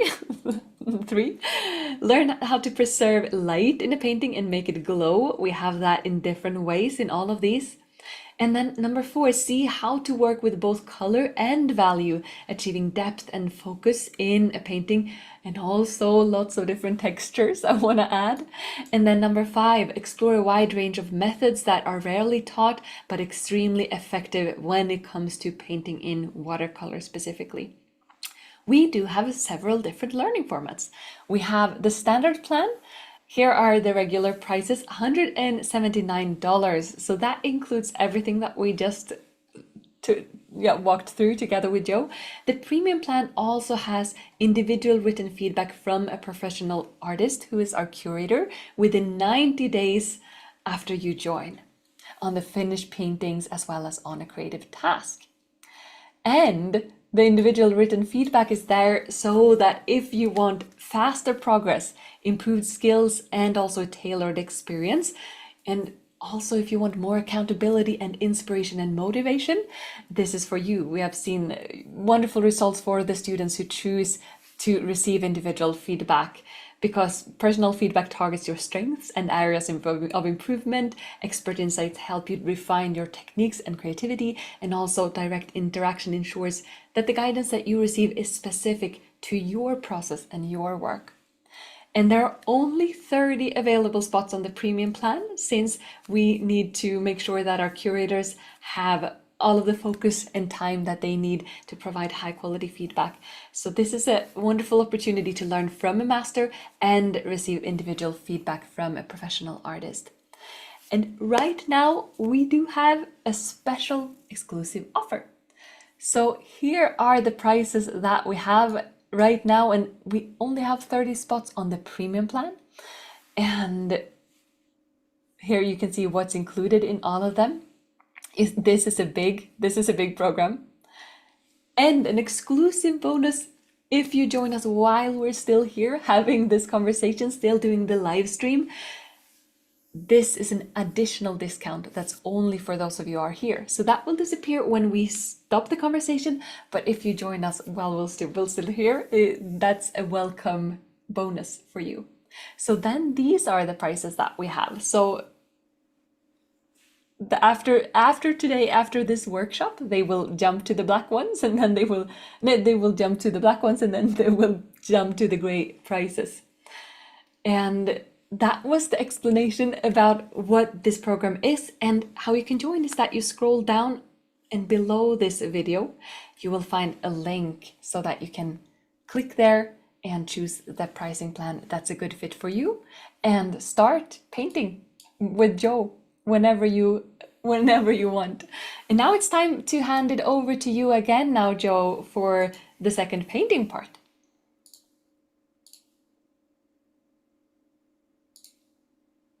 Right, what we're going to do is put a wash on the water below and get that part of the painting going.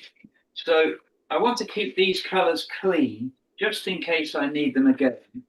So I'm going to mix a dark, put that there, this here, wipe off the palette, so we can start with a clean palette, and so you can see exactly what's happening. Take that off, and then you'll be able to see what we're doing.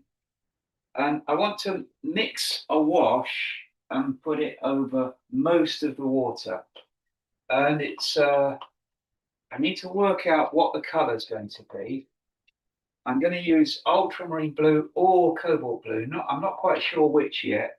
And burnt sienna. And I'm after this grey. And it seems to me that it's a slightly violet grey. I don't need a very strong color like Payne's grey to get it, but I want to put a light wash all over the foreground. I think the safest one is to use cobalt blue. So cobalt blue, once it's on there, it's absolutely indelible. Ultramarine blue, you can lift a little bit. That's the disadvantage, but I've protected a lot of the painting with masking fluid. And hope that works. It will work, but I'm always after the best possible outcome. So we've got magenta again, and cobalt blue, and I'm going to use burnt sienna. You could also use burnt umber, but I'm going to use burnt sienna to do it. Now, burnt umber spreads very violently. And if you're creating a mix where you don't want one color to dominate and push the other colors out, it's best to use burnt sienna than burnt umber. Burnt sienna behaves itself and mixes in with everything quite well. Umber can push out very violently, so I don't tend to use it in light grey washes. So now what I'm going to do is mix the color. Always test out on a piece of paper. I'm going to mix it down here. If you're mixing with blue, red and brown, or just blue and brown, always start with blue and add brown. Don't start with brown and add blue. If you're making a grey, you can change blue to brown. You can't change brown. You can't change brown to blue. Adding blue to brown is a waste of time and paint. So we're going to start by mixing a blue violet. And I'm not quite sure how much to use yet, but we'll see.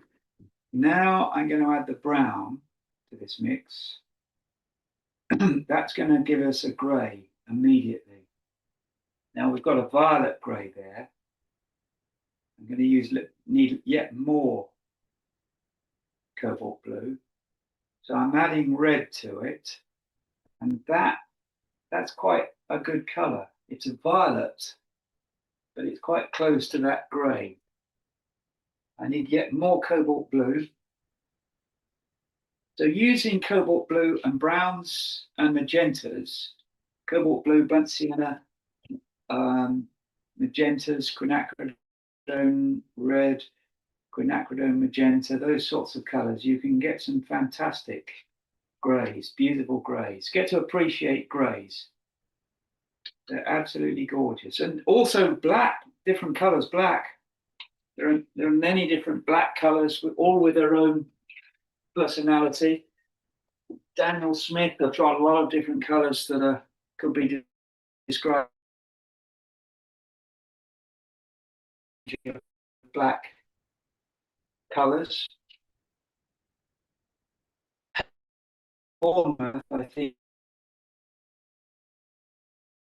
as black ever in history. So it's believed anyway. I think it is. And that's been in incredible demand by artists. I wonder if they'll ever bring it out as a watercolor. So I'm just working on this dark grey. There, that's it. Got it. There, got it. That's the color I want. So now I need more color on the edges.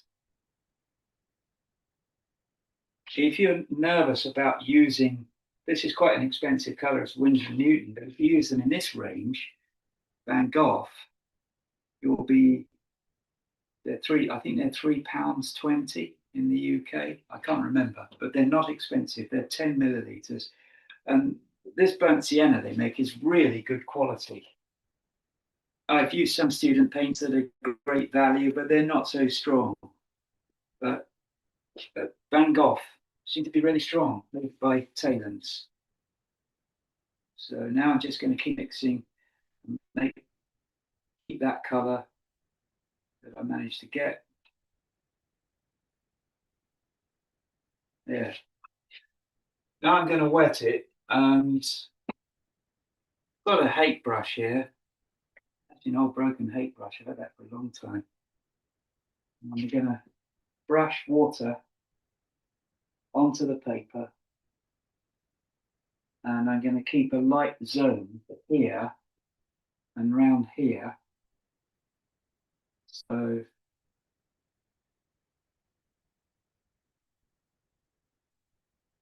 now I've got that, that's enough. I'll use just a large sable. You use large squirrel brushes for applying water and applying washes. And for value, rosemary squirrel brushes in series 42. If you can remember series 42, all our brushes are great value. That's one that I like to use, a series 42. Not expensive, superb quality, good materials, and you can do these wonderful washes with them. I think I've actually got one here. Yeah. The series 42. So use that. Very effective for washes. And there's a lot of painters. Anna Ivanova uses these to do the most beautiful figure work. Stunning. She doesn't use these rosy brushes. I don't know which ones she uses, but they're squirrel.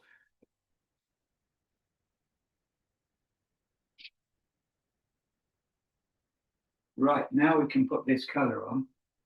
It's this almost indefinable shade of reddish violet grey. And I've worked quite hard to get that. It's covered in water and I'm getting all the paint on. I don't have to worry so much about the area to the right because that's going to be covered in dark. One of the biggest problems watercolorists have, even experienced painters, and I have the same problem, is mixing enough color or not mixing enough color.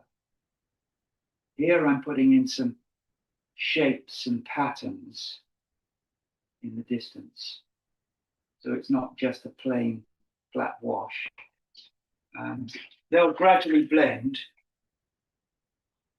And this zone here, I want to be completely light. With a sable brush, I can clean it off in the water and it will become really clean very quickly. Just clean. You can have a really excellent synthetic brush, but they still have that problem of getting clean. They don't relinquish their paint. They go on and on releasing color long after you clean them. You need to wash them under the tap. It's much easier and quicker painting with sable. But having said that, there are certain types of synthetic that seem to be great and artists are using them successfully. And you can spend a lifetime experimenting with brushes. I came across some quite effective synthetic brushes, fiber-wise, and were actually Panda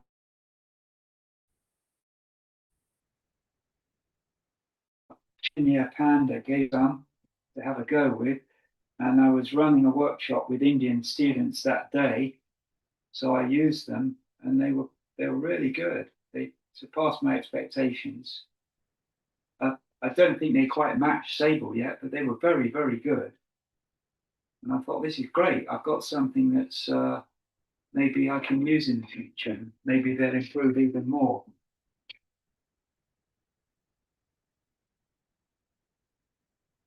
Right, so this is the grey. That's done. So it's quite textured. There's a few shapes and marks in here, and let's get rid of this. Put that over here.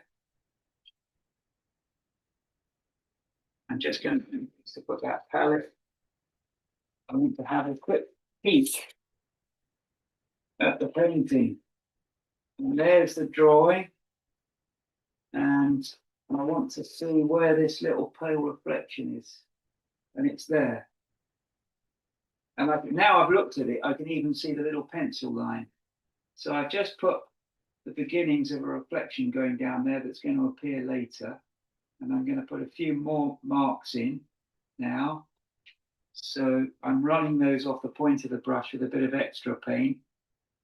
And I'm beginning to get the feeling of the river surface. Very subtle.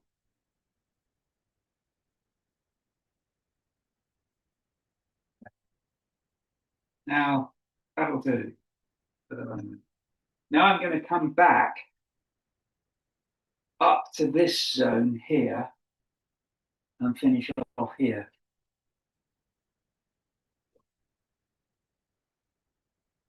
I want to raise up this hill a little bit in the distance. So I've got all the various colors ready. I'm going to wet this ultramarine blue here. I hope I'm managing to show at all times the palette that I'm using. I had a very nice ridge going along in the distance there, but it was too low. I need to raise it up a little bit. So I've done that now. And just going to tap that back down. Dab once, not twice. There you go.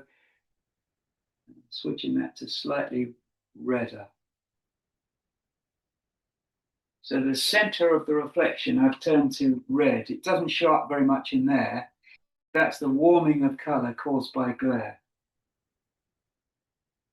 And just here, I'm wetting along the top there with water, and I'm just going to apply a little bit of ultramarine along there. Again, I'm raising up that distant ridge slightly. Now I want to put all the darks into this zone. So I need to find my palette with warm browns. That's burnt sienna, quinacridone gold, and I think if I use cobalt blue, I can make myself the distant greys in there. That's a grey. Well, if you look at a colour and you think, what is it? Oh, I think it's green. I think it's brown. I'm not sure. It's very dark. That's a grey. So I'm going to mix that grey. And what I'm going to do is I'm going to make a grey by mixing cobalt blue. I'll use my grey palette over here. So I won't need that colour again. So I'm mixing a grey by mixing cobalt blue and burnt sienna. Here's how to mix a grey. Cobalt blue, burnt sienna. Oh, you can't get a dark grey with cobalt blue, burnt sienna. You can get a mid-tone, but you can't get a dark. So I can make it as strong as I like. It's a very good distant shade color. So I can just make it as strong as I like, make as much as I like. Really do need a lot. Put over there. Cobalt blue, burnt sienna.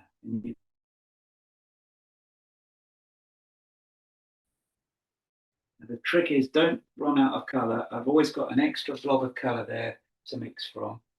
I wish that cobalt blue was as inexpensive as this burnt sienna. It's not just that it's series 1, it's a student color and it's really strong. So I keep mixing. I spend so much time mixing, but once I've mixed it, once I've got it, I know it's going to be right. But like all artists, some days are better than others. So we've got need a piece of paper to just check my color on. So you start with a grey. That's a grey. Now I want that color there. So I match the grey up to the trees and I say, what's wrong with my grey? Right, it needs to be green.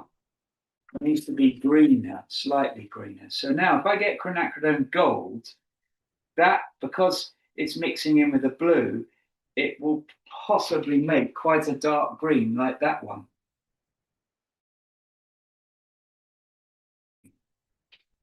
That's amazing. I thought it would be too yellow. So we very quickly, by first mixing the grey, we can get that exact color. Unbelievable. Look at that. You see that? I'm just matching it up to the photo. So you start with a grey, and then you add whatever color it is you need to switch it to the color grey you need. Start with grey, and you can get any color you want very, very quickly. Don't try and mix that color, just mix grey. Think, I don't know what that color is, so it must be grey. Now I get a good brush. I mustn't put my hand in the water in the foreground. So I need to get these trees done again, done them once. So what I'm doing is I'm gently wetting the trees. And for years I didn't know what to call this technique. You wet the paper, you wet the rough paper, the rougher the better. It needs to be rough paper. I used to use this on Whatman 200 pounds knot, which was the best paper I've ever found, but you can't get it anymore. But you can get a similar paper from St Cuthbert's Mill, brilliant mill in the West Country of Britain that makes superb papers. And if you get Milford, that's similar to Whatman. It's not 200, it's 140 pounds. I would love them to make a 200-pound Milford. I would be out there. I'd try it out. I'm sure it would be brilliant. Make fantastic papers. Now I've wet it, I just run the colour in like this, and it just spreads through the water.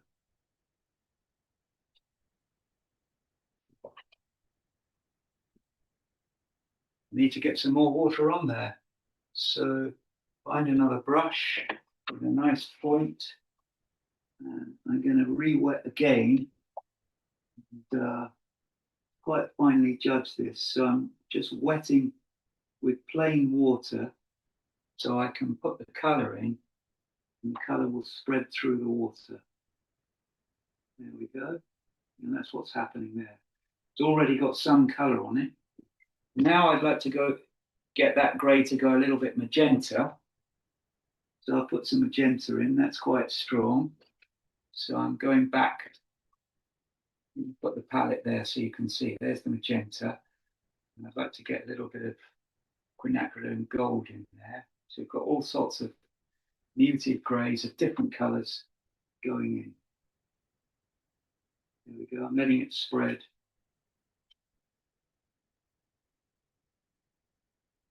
There's some little holes there, I'm going to leave those. I'm keeping the heel of my hand rested on the edge of the paper. I do need to rest my hand when I'm painting. It's in watercolor, but I remember seeing Rick Huang, Chinese painter, doing figures at arm's length with a straight Chinese brush at arm's length detail. Amazing guy, wonderful painter, Rick Huang.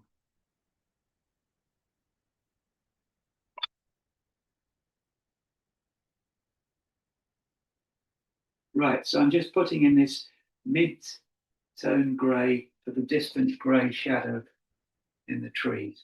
I've got another tree coming up here, and these trees look like conifers, but they're not. They're alder trees, and alder trees follow the rivers of the northern hemisphere. And I've seen them as they're very, very English trees. You'll see them absolutely everywhere. And if you see a row of alders, a line of alders running unbroken across the distant field, you know there's a river there. They follow the rivers. And they're not just in England, they follow the rivers right down to the south of France. And I've always wondered how far north they go. You see them in the north of Britain as well. They follow the rivers. And recently, I've seen them at latitude 60 degrees north in Sweden. So, and a lot of our plants we've got, like for instance, Western European red pine, you can see across the whole of Northern Europe, right up to the far north. Western red pine in Britain is known as Scots pine. There we go. So that's an alder, and essentially it's got a similar shape to a pine, but it's a river hugging tree. There you go. So I've got that. I always find it's nice to know a little bit about what we're painting. So now I'm putting in the darks here, and blending that in. So I'm just putting wet onto dry paper here, and I'm leaving that skyline of light blue above it from the ultramarine blue I put in the distance. I think I've managed to touch the river with the heel of my hand. It won't matter because that's going to have another wash on it. But what I'm trying to do now is put water above this wash. Just clean it off, clean the brush, clean water just above that edge, and then the edge will find it and break through and follow the water. So that's water feathering, and you can create edges with it. And I didn't know what to call it for years and years. I'd sort of try and describe it, but eventually a copy editor, brilliant editor called John Dowden at Search Press, read their books, they're brilliant. He came up with the term water feathering. I learned to paint with Search Press books among other things, among other books. And then later on, I wrote Search Press books, and then other students who learned from my books, some of them became professional painters. And I was very grateful for working for the Search. They're a very creative firm, and they allowed me to do my best work. And they weren't constrained by just the short term. They're a highly creative company. Right, so this is the distance here, and I want to move on now, speed up. And I'll need a time check, like can anybody tell me what time it is now? We have already spent over 2 hours together. So, yeah, we might not be able to do everything super detailed. I think we should be able to get this done now because we've done the difficult part.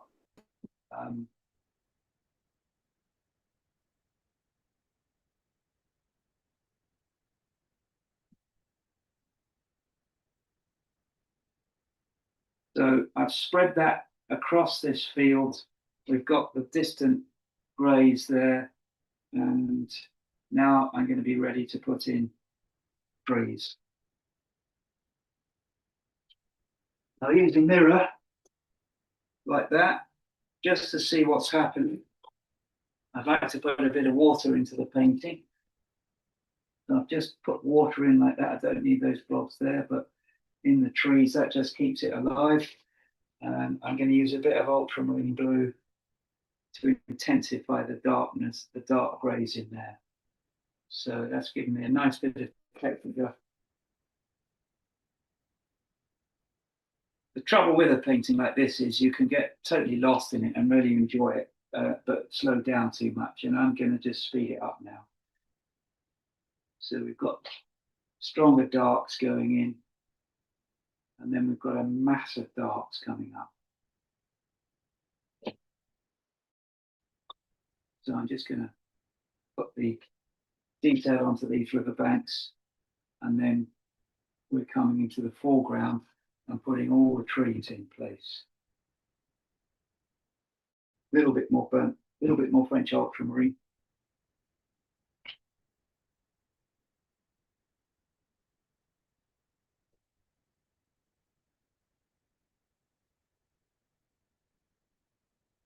Good.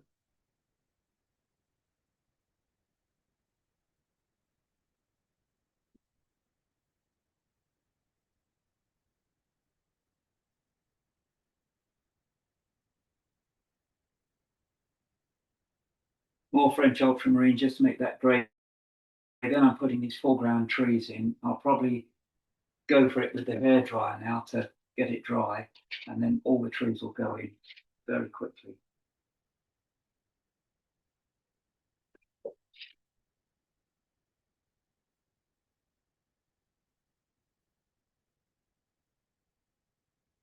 Right, I'm going to dry it now.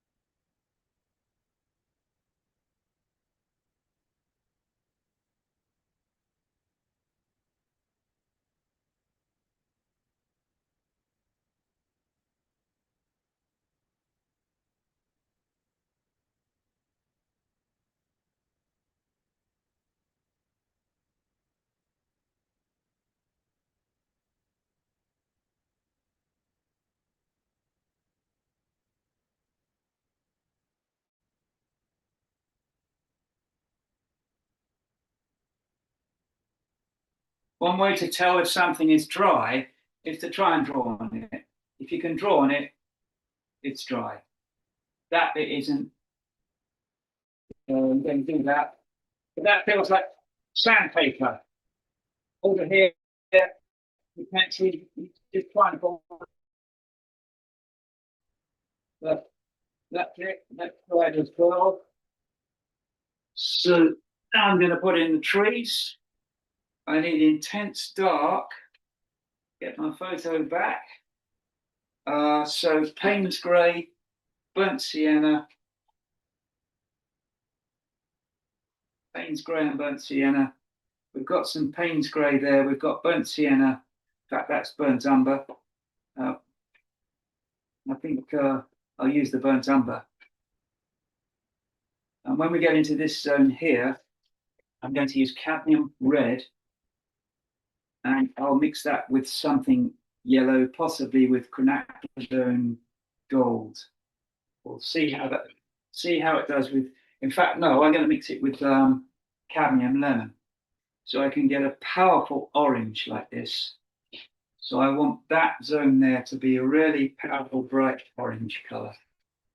So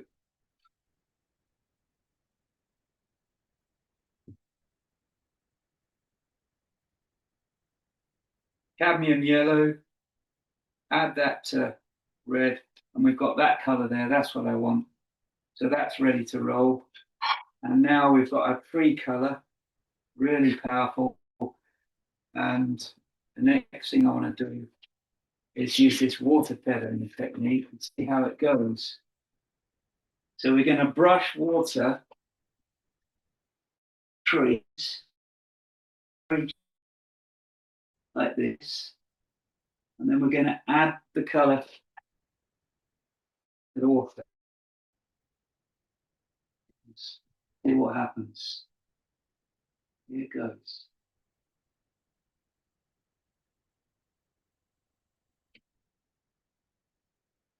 Needs to be a really powerful black to work. Getting a little bit more brown as we go up. And what happens is it spreads through the water that I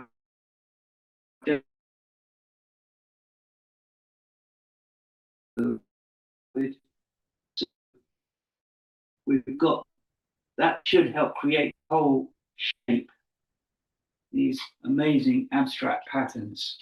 I'm going to come across here. Now what I want to do is brush water very gently across that zone there. And we're going to do this, which seems crazy, but it will be fine. I'm going to go red. This is that cadmium red and orange in there, into that zone. I'm trying to see exactly where it's supposed to go. That's right. Yeah, I'm happy with that. And now we'll take it up here a little bit. And that comes down here. Now we can add the Payne's grey and burnt umber. Payne's grey and burnt umber, really strong. That's the Payne's grey. This is the burnt umber. I'm almost off shot there. Right. Burnt umber, Payne's grey. We'll just stick this in.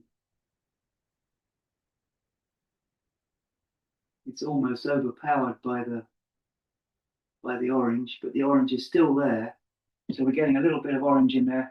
And now we're just going to start to paint trees. Going to get another brush.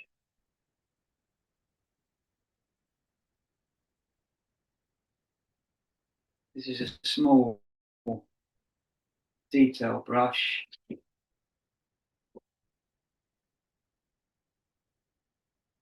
I'm going to try and just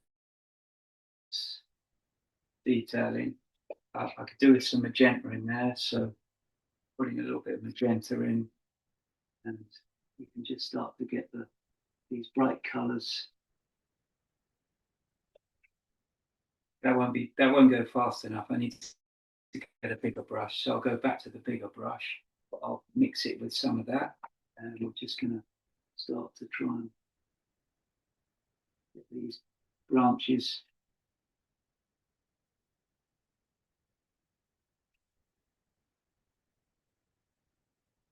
So very, very abstract shapes for all these trees. And I'm leaving a little bit more in the area. Now we've got the tree that's leaning across here. This is where I need to get the control. So I want to put some water in there.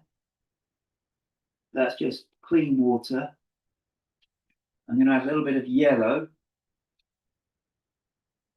there and there. That zone there is going to be very, very pale. Now I'm going to put in the orange.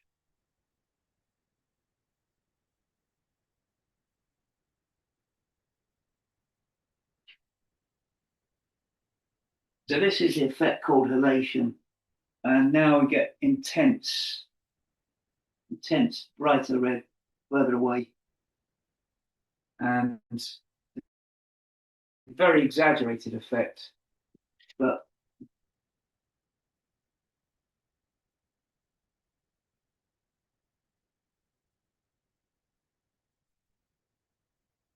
I'm putting a few little dots of colour in there.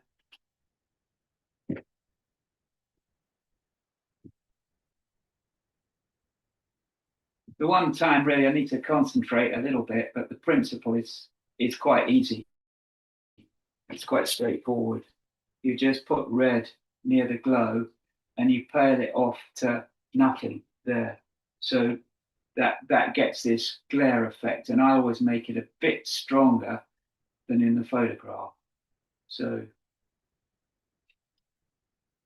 now I want to get some water brushed across the painting and get all of these trees done. So we've got this one, water straight across, and there seems to be another tree coming down here. Incredibly rough abstract shapes, not what you think a tree would look like at all. I'll go in there with a smaller brush in places, but I don't want to spend much time on this. It needs to be done fast if it's going to look convincing. So the trees should just begin to appear. Shadows across there. Paint out all the darks that I don't want, all the lights that I don't want, rather. And I'm putting dark. And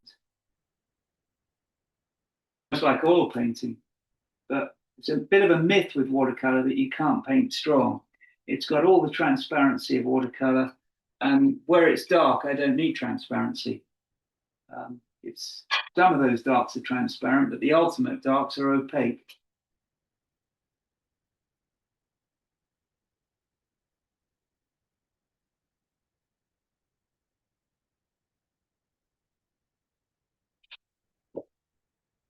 If they were transparent, it wouldn't be dark. Now we've got this tree here. I'm going to use the same technique. This is the halation technique, the halation rainbow, which you will see in that hard scene that is in the course. So paint yellow. That's the bright bit just there. Then we paint red into the yellow, which makes orange. Need a bit more yellow. Basically, we're after orange, bright orange, very powerful orange. And there.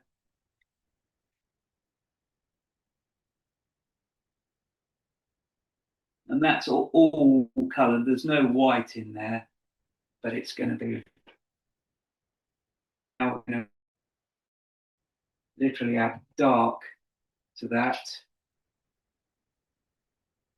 And I've added some dark with some red, because the dark with the yellow is making it go green. So now we can just dot the color about like that.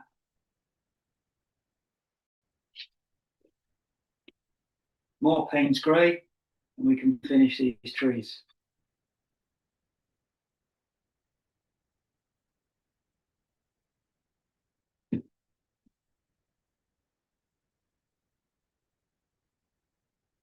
So that joins to the shadow pattern on the ground, but I'm leaving a few lights under it. We can also do this. Put water on it and let it spread. And then we can just spread it in some places with a brush.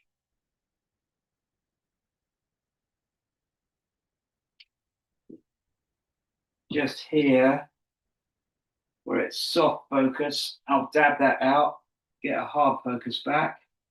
And then just over here, I'd like to paint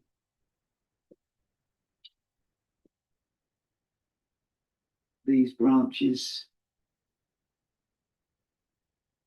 I'm going to paint them from their ends toward the tree because I'm left-handed and I can't handle painting them outwards like that. The stroke for the brush is from inside to out. And it's best to change the whole painting round, turn the painting round. I'll often turn a painting round to get at something or walk round the other side of it. Now I'm just trying to get a color, a reddish black. I think that's more like it. I've added a lot of red to that, and now I've got the more convincing branch color. And I'm using the photograph as a reference for color for everything. And if it's another photograph, it'd be another lot of colors, but it doesn't matter. The color in photography was amazing with film photography. Every film was different. I used to like Agfa. I used professional Electrochrome quite a lot for perfect color. Agfa used to bring out the greens. Fuji was great, like Fuji. And now the digital cameras are the same. They've got great artistic interpretations of color. I respect them. Now we've got a fence line. Now, the thing about British fences is that they're not, they tend to be falling around in every direction and they're very beautiful. They don't build a new fence. When they build a new fence, they don't take the old fence down. They just leave it there. This is to stop wandering over the river.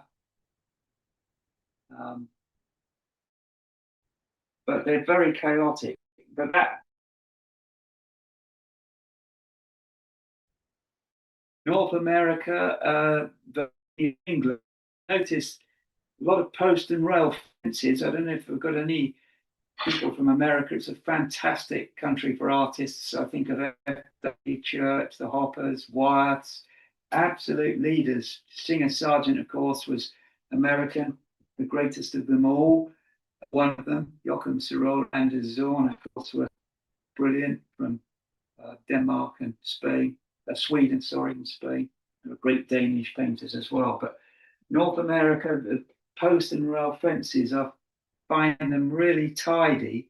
In Britain, everything's falling apart, and it's beautiful it just makes it beautiful. It's organized and lovely. Right, that's that done. Now we've got the rest of these trees. I'm really going to try and do these even faster.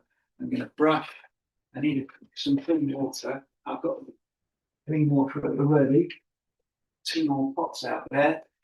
So clean water. Put in these trees. Clean water across. Like that. And like that. And then we're going to put in all the reflections. So that's brown. I need more Payne's grey. This is the easy part, really. I had to concentrate quite a lot on getting the trees in the halation zone, but actually the rest of it is quite easy by comparison. So we're just going to put in this tree, which is absolutely covered in ivy. And we've got these little bronze of colour going out, spreading into where I've painted the water, and we can also join it up a bit now by dotting colour around, and the masking, when that comes off, will repel a lot of that, so it'll all change again. But it's all,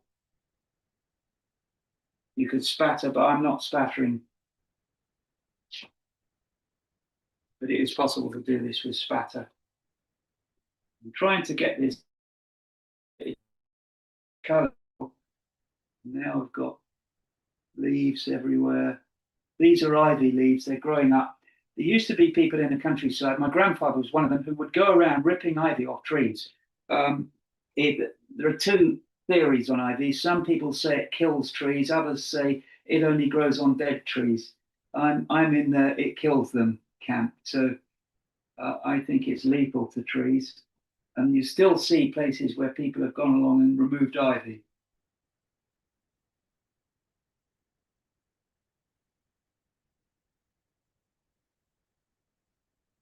Right, so I'm just putting the core of the trunk up. Now, what I'm going to do is spatter water across it, like that. It's quite dirty water, but it won't matter. Multi-directionally. Multi-directionally, that's it. That's more like it. Now we get our red paint, our black paint, and we've got, and in fact, would be quite a lot quicker just to spatter. So I need to protect the middle of the painting. So you get a bit of spatter, we'll do a bit of spatter because it's going to save some time. And it's going to be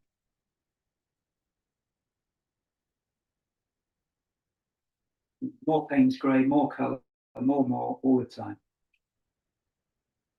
And then the reflections will go in very, very rapidly.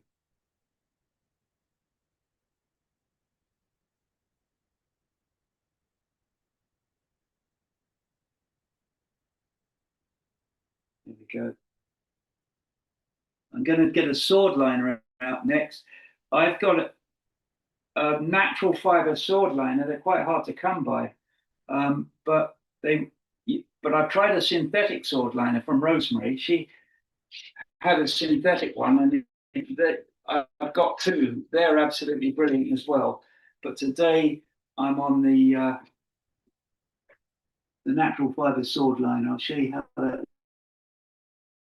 I'm just going to do a little bit of spattering there. I want to protect the glare zone. I need another bit of paper to protect that. Now we'll just, I said I wasn't going to spatter, but it's good to see the technique, how it works. This is a slightly reddish grey. I'm spattering off so I can get smaller spatters like that. Difficult to know where to stop with this. Usually I don't have enough, but there we go. Now I'll go into here and spatter in here. Quite a lot more. And then we're going to do the sword liner. So this is a sword liner. It was one time a sign writer's brush. And we'll start with the branches in here.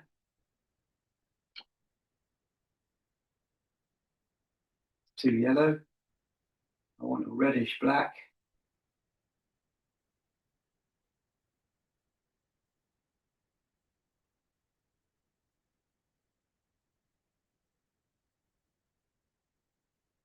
There are lots of plethora of little branches, and it'll do these thin lines, and it'll do a certain kind of line. It's great. It just really loves the piece. I want to not do too much though. So but it will automatically do branches. Get darker ones here.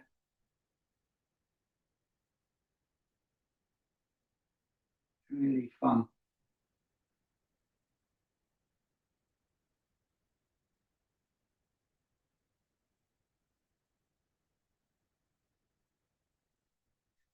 That's those trees done. You just need a bit more shadow there. This side, much easier. I'm going to brush water. It's not clean water. It doesn't matter. I'm going to brush cleanish water across there, and we're going to put in everything on this slide quickly. So we'll start with this color here, like muddy color off the palette now. Toward the end, you can start to use the muddy color on the palette, and we just go brush that in like that. And we'll join it up there. So we've got this mud color off the palette. I'm going to put some green in. This is that old Holland yellow green from earlier on. Not strong enough. Get some strong old Holland yellow green. And you don't need to have these specific colors, but be inventive with color. You know, that, or use the limited palette. Like, you know, I've mentioned some artists use a limited palette. Absolutely brilliant. That's just how I do it. Lots of colors. I love color. Now we've got to do the darks. So Payne's grey, ton of dark, and that gets this side done. Dark, I've mixed that in with some other color, but we're just gonna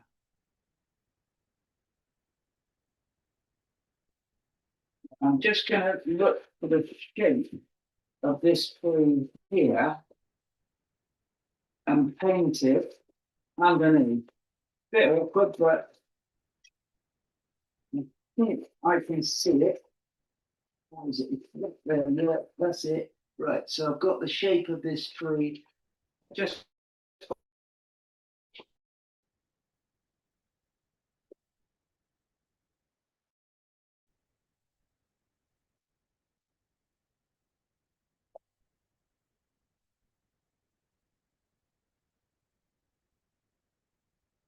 looking at the tracing, I just found the shape of this tree, and that's in there. I've done that super dark, but we'll put in this detail here. There's a little bit of a fence there. That's nice, a little bit of detail for the eye to rest on.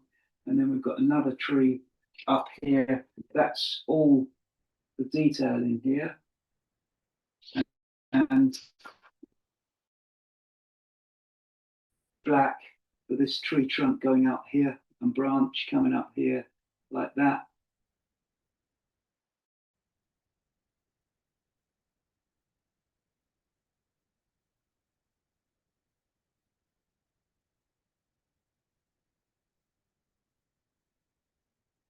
There was a painter that I loved. This was an absolute master of the willow branches and the low trees in East Anglia around Ely. Absolutely wonderful. I never saw a paint person who could paint better branches in bushes and shrubs, and that was Richard Bolton, who went to New Zealand. But if you can get a book by Richard Bolton, if you see a book by him, buy it. Absolutely fantastic painter, tremendous influence on me. One of my favorite painters ever. Right, that's all the detail done. Now we can just rip in with the rest of it like this. What do you think? We have comments in the chat that says amazing and he's masterful and what an awesome demo. Joe is fantastic. So we have lots of wonderful comments in the chat. It'd be nice for you to know. I'm not that clever. It's just that, you know, you can see how to do this. And I'm mentioning people who've helped me a lot, like Nihal Yashevich, Richard Bolton, Richard Trapp, a lot of Richards. The other one is Richard Thorne. Fantastic painter. If any of you haven't heard of Richard Thorne, have a look at his work. So now what I'm going to do is get some Naples yellow I use this like a medium, like a cooking stock. That is, you can just put it on and take control of color. So I'm almost putting it on like an oil painter, but there you go. It's just going over there. Right, now we're ready to do the water reflections. So I think we'll just make sure I've got everything done there. Quite a few more holes in there, which is good. You can also have tree branches where they're showing through the sky holes. And that'll do. Now we're going to put in all the water. So I've got lots of paint there ready. I can put magenta in it, a little bit of magenta. I can almost mix everything together for this step. Just tipping one palette into another. Is that showing on the screen? Right, so I'm just tipping one palette into another. Because the main battle is to get a lot of colour. Next thing is we've got to wet the water. So I'm going to wet it like this. That's dragging water across the water. And now we can start to paint the tree reflections.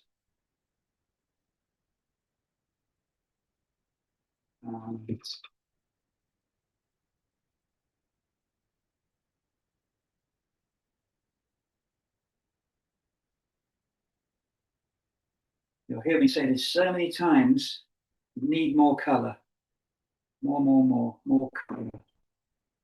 And into this foreground needs to disappear into lots of water, brush this way and that loosely.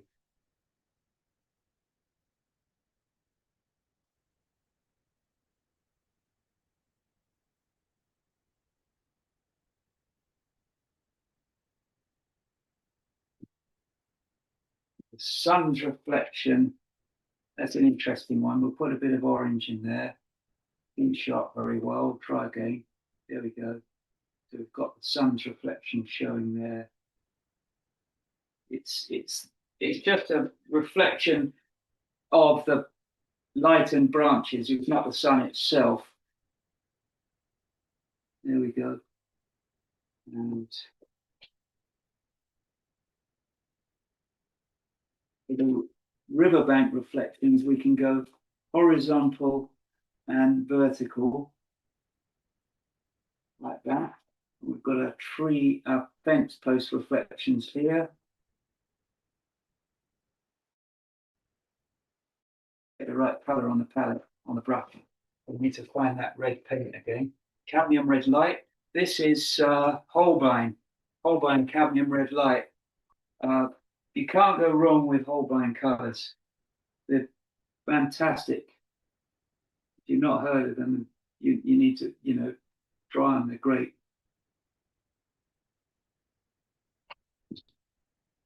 I need to clean that brush and get some more red paint on.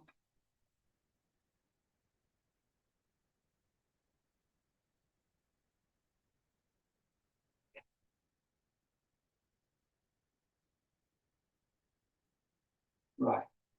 Horizontal ripples coming out from the riverbank and a few verticals like that. Always read. I'm trying to get a reddishness into this black. It's black, but it's reddish. I need to get another clean brush and brush water back and forth. All the water's getting dirty. There's so much to do. And so I'm going to brush water back and forth through this lot. And then we've got one mass of dark in the foreground. So here we go. That's the trees, soft focus reflection trees. They're a different method, just soft focus in water. And a few little lines going through. So I'm hoping to get this finished within about 10 minutes now.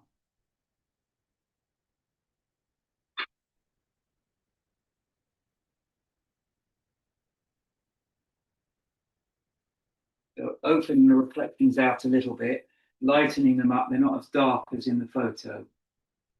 Put the photo there. For years and years, as a child, I painted and I drew plein air. Couldn't always afford paint, so I did a lot of drawing and painting, coloured pencils, and I used to do very, very accurate drawings of locomotives of all things. So I learned to do perspective. My father also taught me perspective. And then at school, I was very fortunate. This wonderful art teacher came. The school wasn't interested in art at all, really. They just got a part-timer in 1 day a week, and his name was Huey Cobb. He was a real artist. He was a commercial artist. I have the utmost respect for commercial artists, by the way. And he basically taught us how to paint as very young children of 11 and 12. And I discovered when I went to art college that he had taught us to paint a third year degree standard perspective. So how's that? I mean, when I wrote my first book, I mentioned him as a really important influence and help for me. And he died, but his widow got in touch. So at least I was able to say thank you to her. Huey Cobb. Yeah, always thank a school teacher while they're still alive. And so that I learned my perspective as well by practicing. And when I was an art student, I used to draw every day on the railway station. Joe, for some reason now the phone actually stopped showing the image, and now it's vertical instead of horizontal. Right, I've got to sort Let this out. me, Right, let me just get. yes, let me share this one instead so we can see the reference. Oh, there we go. I think it's back again. Sorry about Hey, that. perfect. Thank you for that I've quick got- fix. Right. Bound to happen.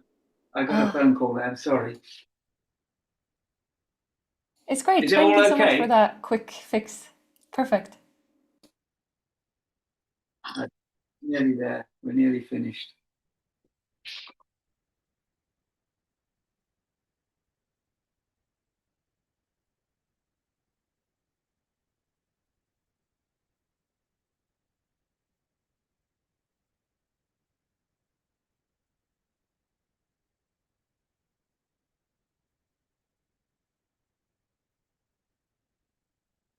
Look at it in the mirror every now and then because that gives me another view of it. It really helps me to see what's actually happening. On.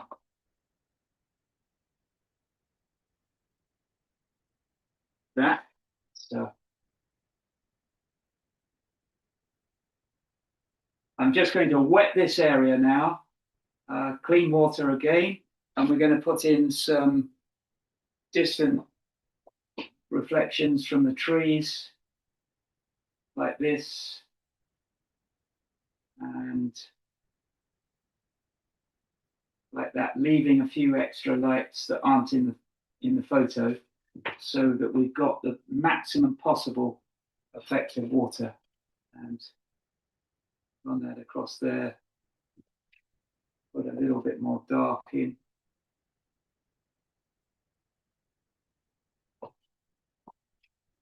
In the mirror, that's okay. Now we've got the darks going in. So we've got the tree reflections here. It's always the same, going through so much paint. And we've got these lights showing, vertical lights, rather than the tree trunks, the vertical lights between the trees are showing in the reflecting. So I'm trying to get this effect of vertical lights. And this is, I need a lot of dark in this, so I'm going to get all this in.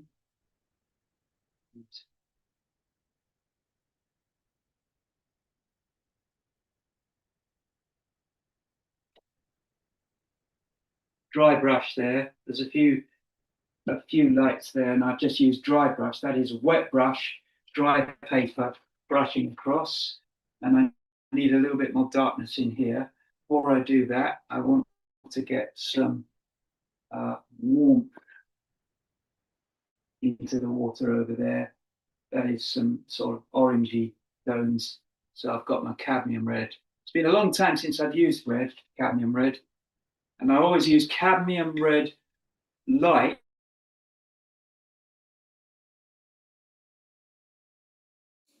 I don't know if you hear me, Joe, but you actually disappeared now from your computer. I don't think you hear me, unfortunately. So hopefully you will hopefully you will understand that and come back or see that so that we get to talk to you again. So the question is what we do now when we have Joe teaching us, but in silence. Hannah to Joe, come. Oh, do you hear me, Joe? Did you notice? It looks like you actually noticed. So perfect. I will actually jump in now that we have, let me, oh yeah, now that we have Joe figuring out how to get back, let me share more information about the program while we wait for Joe to return, so that we, after that, can just focus in 100% on the painting part and hopefully answer Hi, some questions. I've lost the sound on the laptop. Yes, exactly, Joe. The laptop dropped out actually. So I thought that maybe I can share some info while you set up the camera again to be in horizontal mode. I can just share some information about the program again, and then we can wrap up with the finished painting aspects and the Q&A part. Does that work for you, Joe? I can. Lost the sound on the laptop. Yes, Joe. I know. Joe, the laptop disappeared, so it's not just I've lost the sound. It's not just the sound, it's Hi. it's the entire laptop that dropped out. So, I can't see where the lead is. I brought the thing with me. can you hear me, Joe? Hi, I lost the sound. Can you unmute me? No, let me just write in the chat and see if Joe can find the information. The laptop disconnected.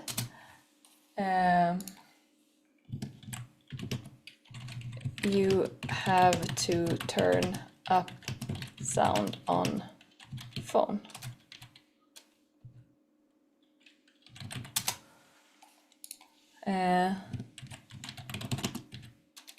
All of us are muted. So I hope that Joe figures that out. I'm actually going to be very impolite. Hi, I lost the sound. I know, Joe. Can you? I can't talk to you unless you. I'm actually going to mute you now, Joe. And hopefully you will find your way back. So whenever you, I'm now talking to those of you who are watching. Great. Can you hear me yet? I can hear you. Oh, that's great. Right. So I can absolutely hear you. So if you've turned up the volume, you can hear me too, right? Great. Sorry about that. I don't know what's happened to the laptop, but yeah, I just if I put that up. disconnected. So Joe, would you be okay with us taking a short break for me to just walk over the information about the program and you taking a quick break, sure. and then we can take the questions and the finishing touches in the same go at the same time? Yeah, that's a really good idea. Thanks. I'm sorry about all that. I don't quite know what happened. I'm I think just my glad that we laptop hear each ran other out of again. power. So now I'm sorry about that. No worries. I'm glad we got to figure that out. So now I'm speaking to those. This is practically. Joe, I'm just gonna share. This is virtually finished. Joe, I know that you can't see me and that there's a bit of a delay. I'm gonna share some information about the program and then I'm gonna return back to you. So just give some minutes to me and then I'm gonna hand it over to you again. So Will do. if Yeah. you have been partaking now in painting, or if you plan to do so afterwards, please share your image, your painting, your experience with us. For instance, on Instagram, you can then tag us using at artefacto_school and hashtag paint_with_artefacto.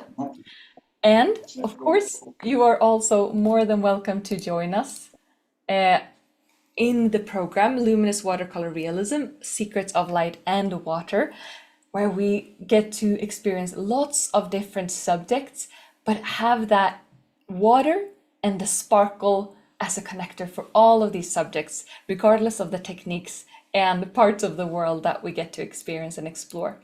So this is a big course. It's an in-depth course with 5 completed paintings and a creative task.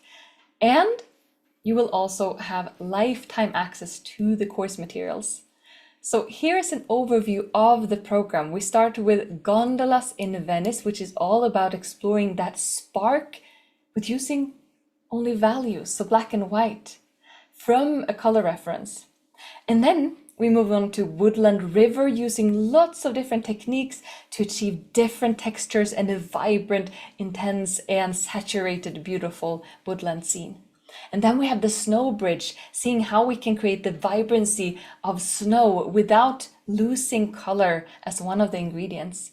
And then we have sunset at low tide, where we also learn more about the halation, rainbow, and different techniques to capture this unique scene. And then we have Spanish Wadi that we learned about today, where you layer by layer. So every single layer is pretty easy and achievable, but together they create a beautiful scene. So here are the finished paintings in this program. And our mission with this collaboration with Joe is to guide you toward luminous realism in watercolor, and also to feel that realism is open for you to explore, because through Joe's clear and methodical approach, you will learn how to preserve light, build depth through layering, capture water and reflections with brilliance. And this journey is designed to help you overcome the fear of realism, master techniques that are rarely taught by others, and also create beautiful paintings that glow with clarity and life. And the learning process goes on our platform, and the recorded video lessons are stored there, so you have 24/7 access to them. And if there was any issues now with the streaming, because this is streaming right now live, that will not be the case here, because they're uploaded. You can pause and you can watch them at your own pace. So that's going to be much more convenient. And we also have the community that you're invited to whenever you join one of Artefacto's courses, where students support and inspire each other every day. And it's moderated by a dedicated professional community manager and our support team. We also have the option of receiving written feedback on your works, on the final paintings, from our professional curator, who is also an artist. And they also have formal education and years of experience, of professional experience, and are super supportive, and is going to be there for you to help you get to the next level with as much ease as possible. You will also receive a certificate of completion for some of these plans, and there's actually a bonus plan that I haven't mentioned previously. There are several different options for participating in this learning process. The first one is to join the standard plan. That is when you join the program and you receive all of the videos, all of the teaching. And you have option 2, which is where you also get everything in the standard plan, plus the individual written feedback from our professional artist, which is our curator, within the first 90 days after you join. Then we actually have a third option if you want to have even more of an in-depth learning experience with Joe. That is a special something that we have for this particular launch, which is the Premium Pro plan. Here you get everything in the standard plan and also in the premium plan. So you receive all of the lessons as well as the feedback, but you also receive the Library of Knowledge by Joe Dowden, which includes a mini course an art marathon, and a recording of the workshop of top 5 secrets of stunning watercolors. So these are several hours of additional content. And right now we have that for $188. So it's just a little bit more than the premium, but so much more content. And there are only 30 spots on the premium plan. So if you want to join that, make sure to do so right now. And right now, we also have the additional this additional discount, which is the orange prices. Those prices are only if you join us while we're still doing the stream. So there are only a few more minutes of that chance. And you can find the button by scrolling down, clicking it, and then finding whatever plan feels like the perfect fit for you. We also have Articoins as a bonus on your purchase, which is an internal currency of Artefacto, and you can use them in our special store, Artistore, to purchase specific products. And we also have a special thing for the Premium Pro plan, which is the Library of Knowledge, and we're just going to take a look at what that includes. So here we have this beautiful painting where you will see how to create an impression of details, depict leaves and grass, and how to use watercolor techniques to achieve these different textures and the sense of sparkle. And this is a special bonus for the Premium Pro plan. Then here you can see the different steps. We have the pencil drawing, the leaves and grass. You can see the vibrancy of the colors, building on the shadows, and then the reflection of the river, and then we have the finished painting here. So that is one of the specific bonuses for this plan. We also have the art marathon, realistic landscapes, with these 2 scenes where you learn even more on how to capture vibrancy, sparkle, and different colors as well. And then we have this workshop that you get access to as well if you join the Premium Pro plan, which is called Top 5 Secrets of Stunning Watercolors, where you focus on value, black and white contrast, lots of color and water, saving light, and applying perspective. And here is the end result of that one. So warmest welcome to join us if you want to continue learning from Joe much more than we have learned already, even though we of course have learned a lot already today. And if there is something specific that you learned that you want to take away and want to continue, please share that in the chat so that we help remember and inspire each other as we move into painting more things on our own as well. So warmest welcome to this program that we are just now launching, and discover Joe's rare techniques to create dazzling sunsets, glowing rivers, luminous snow, and effects that most watercolor artists never teach or learn, and make 5 stunning artworks. So here's an overview once again. The standard plan includes all of the course materials. The premium plan on top of that has an official certificate of completion, as well as individual written feedback, and the Premium Pro plan also has a library of knowledge with lots of additional lessons. So when you join us right now, we have a higher discount, we have Articoins, we have different bonuses, and of course we also have the beautiful community that's there for everyone. So straight after this workshop, the prices will go up. So if you want to have the best price, then make sure to join us straight away. There is also the opportunity to pay monthly in 3 monthly installments, and then you will receive lifetime access after the 3rd payment. So you can click the link, choose the suitable plan, and when you have done that, you will come to this page. I just want to show you so that you know what it looks like. You can click take part of the program, then you can click and find the pricing plan that works for you, and then you click the proceed to payment, or I want to pay monthly. I'm going to click proceed to payment, and then you fill in your details, and then when you get to the next page, you can choose to either add to your order or say no thanks. There are other wonderful courses here that you can offer that you can join for a discounted price. And then once you have reached this page, you can choose to pay via bank card or PayPal, and it's a secure payment. And then fill that in, click continue, and after that, you will receive an email with access to the course so that you can get started straight away. We also do have a guarantee because, of course, we want everyone to feel that this is a perfect fit for you and that this will help you receive the results that you want. So if after a couple of lessons, within a couple of weeks after purchase, you feel that this is not going to get you the results that you want, simply write us an email and you will get your money back. So welcome to join us and give yourself a gift of time if you want to dedicate time for your passion and receive lots of inspiration and reach new levels. So now we're gonna have a multitasking part where we're gonna watch Joe paint and I'm gonna ask some questions. So Joe, I've actually muted you before, so please turn on your microphone again. And it's time to first of all ask. Thank you for that. Do you have any moments or minutes to answer some questions?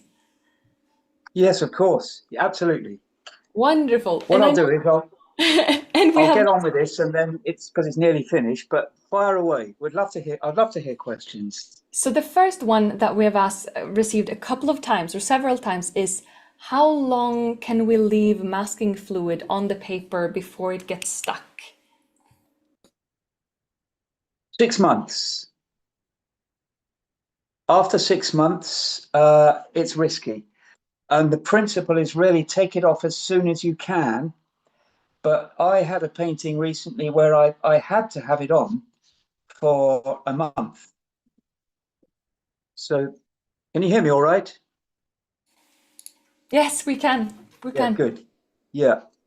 Just here, I'm brushing water on and then I'm dabbing it off.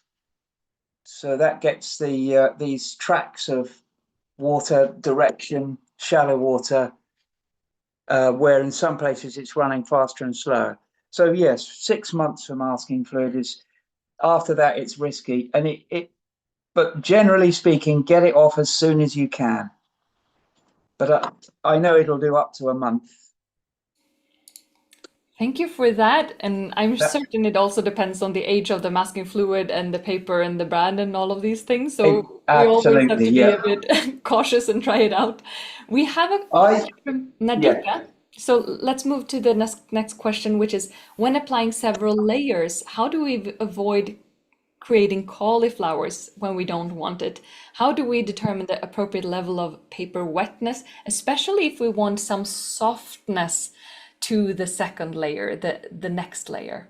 And I think that's somewhere that people can get really confused when it comes to timing and decision making. It's such a good question. I'll answer that while I'm doing this. Here I'm just softening an edge.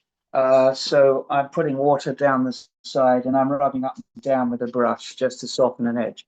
So 2 issues. Cauliflowers and layers are 2 different issues. Cauliflowers are caused when a damp area gets to the point of almost going dry, but not quite. And I call that it's on the point. So the painting dries, the paper has been soaked, but it's dried and it's right on the margins between damp and dry.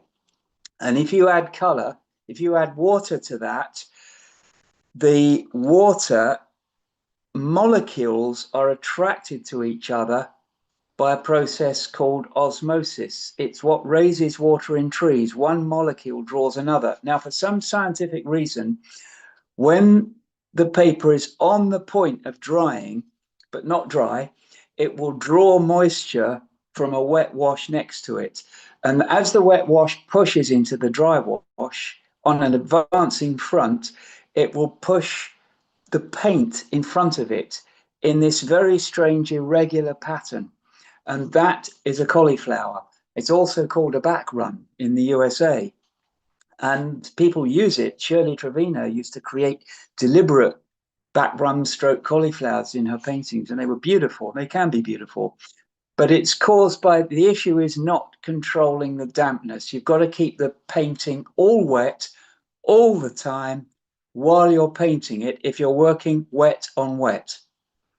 And you can't let parts of it dry.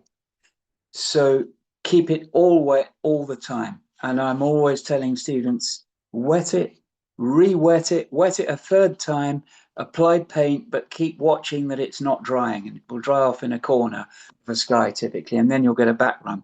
Stanislav Zelatz, or Stash as people call him, is a bit of a genius. I've seen photoreal paintings where he's deliberately put backgrounds right across the sky or cauliflowers, and they look great. They look effective, but they actually look like what they are. It works in his paintings. They don't double up for the edges of clouds and stuff. They just look like backgrounds, but for some reason in his work it looks great. So the second thing is multi-layered. Now, if you use a cotton paper like this one, this is Arches, you can work multi-layered. You do one layer, stop, let it dry, do the next layer. Watercolor is the art of stopping. Don't keep working a layer, finish it and dry it. It'll work as long as you've got a ton of paint like that and lots of water. But when you run out of paint like that, stop, unless you mix more. However, other papers, which are very fine papers, Bockingford, for example, Langton, some of the Hahnemullers, they made by a completely different process. This is tub-sized. This is made of cotton fibers, and it's so strong. Sometimes I used to think wondered if it had linen or something in it to make it so strong. That's Arches. It's made in a cylinder mold machine, a specialized rotating wire drum that creates the pattern of the fibers all jiggled up, and it produces beautiful watercolor paper. And it then comes out and it's sized in a tub, and that's tub sized. It's sized on the surface only. Bockingford, Langton, other great papers, they're sized internally. The size is put in the vat, as it were, in what they call the furnish or the mix. It all gets made together. And that means the paper is highly waterproof. And when you paint on it, it's beautiful and it likes a nice, strong, wet wash. But then when you put another wash over it, it will lift the first wash. And usually I'll put it all down again and it'll just be fine. But it's not so easy to glaze on those papers because of the way it's made. So it's a different kind of paper. It's a very high performance paper, but it's a different kind.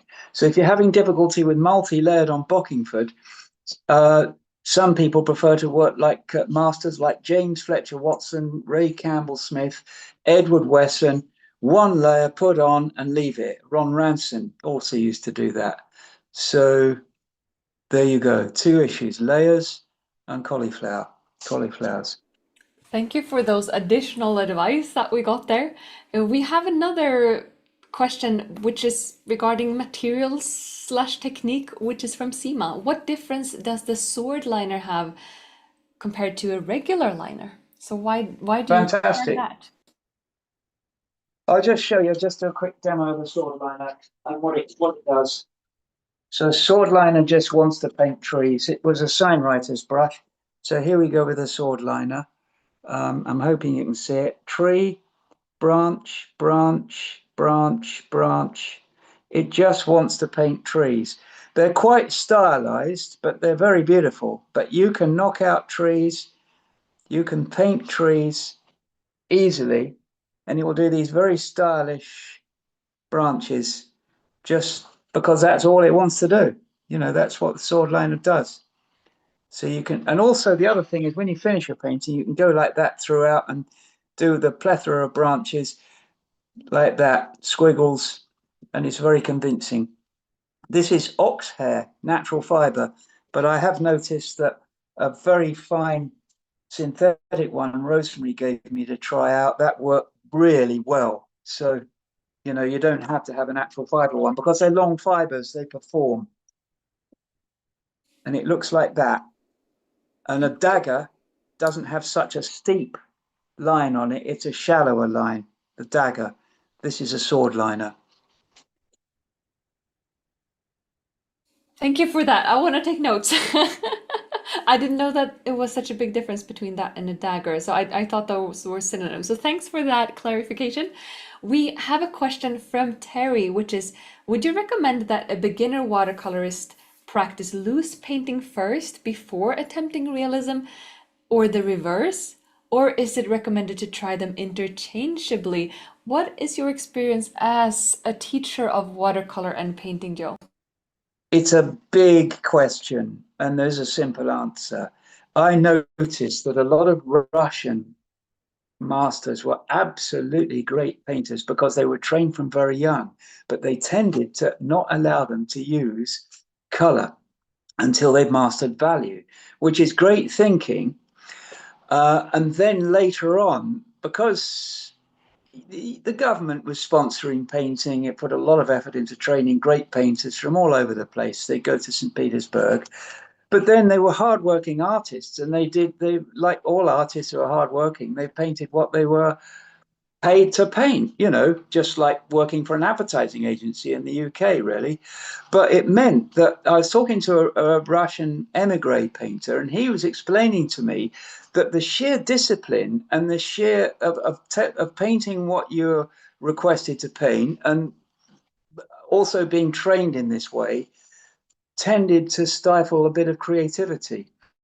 Now, how that relates to whether you paint tight or loose, I mean, I started painting tight and worked to loose. Maybe I should have started loose and worked toward being tight.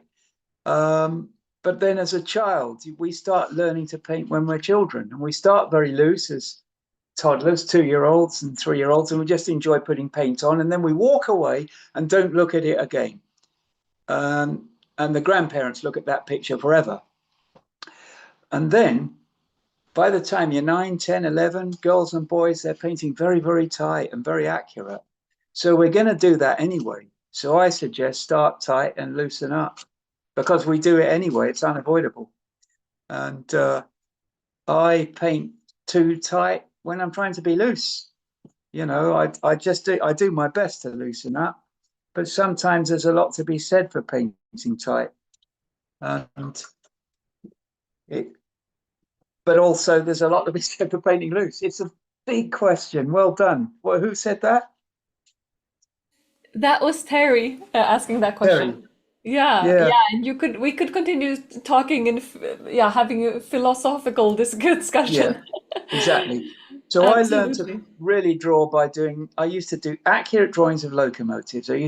From childhood, I used to watch steam locomotives, and they disappeared from the main line when I was about 10 or 11, but they carried on. There are hundreds and hundreds and hundreds of steam locomotives in Britain. There's about 2,000 still. So I used to go and draw them as I got older. And that taught me highly disciplined engineering drawing in situ, freehand. And I had a job where a model engineer needed a drawing of the inside cab of a locomotive. It was very complicated. I remember this engine was called a K1. I sat on the tender and drew the cab. I think I got paid £3.50 for that, which was a lot of money then. That's how I learned. So After that, I loosened up. Oh, and if you want to loosen up, go and demonstrate. Or go to the local school head and say, would you like a volunteer to come and keep the children busy after lunch one day? And they might say, wow, yeah, we really need that for children after lunch because they don't pay attention. And you go and do an art class after lunch for children. You don't have to paint really well. They will be absolutely thrilled. You'll love it. You'll never look back. If you think you can't paint, go and teach some children and they'll love you for it. thank you And for you'll those loosen up. sweet words, sweet and inspiring words.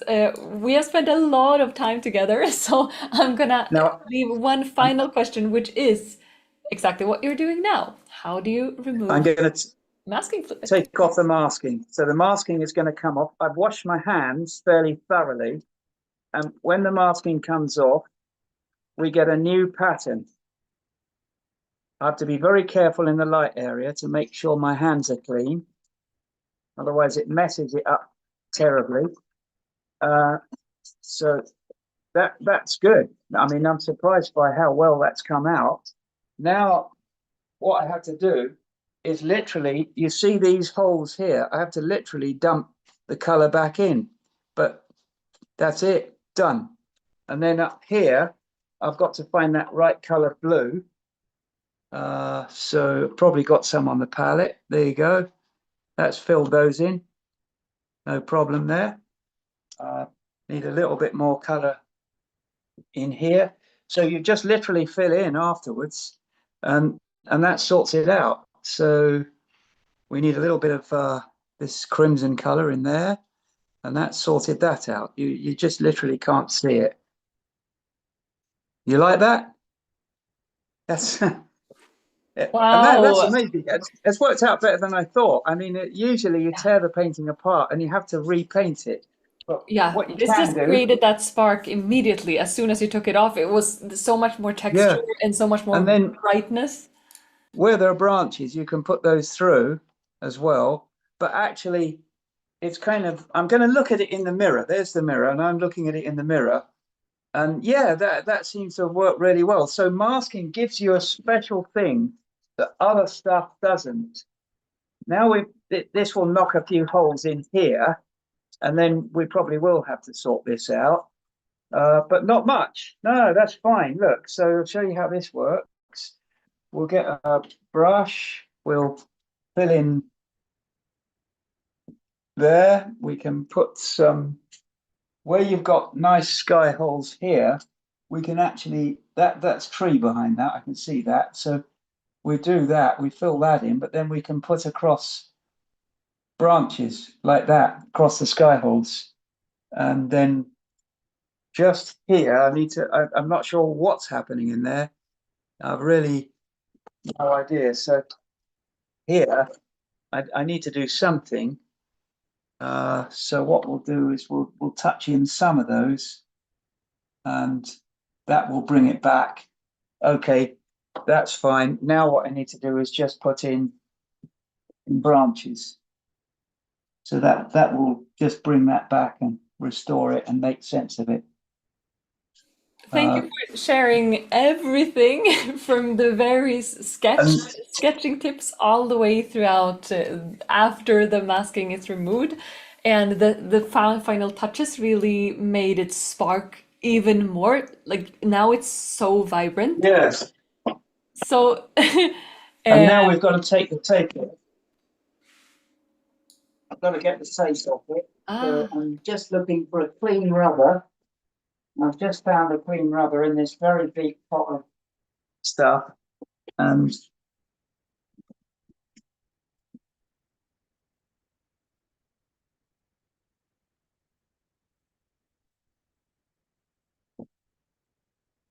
that's it.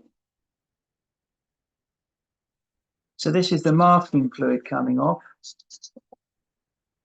And it's only masking some of the painting.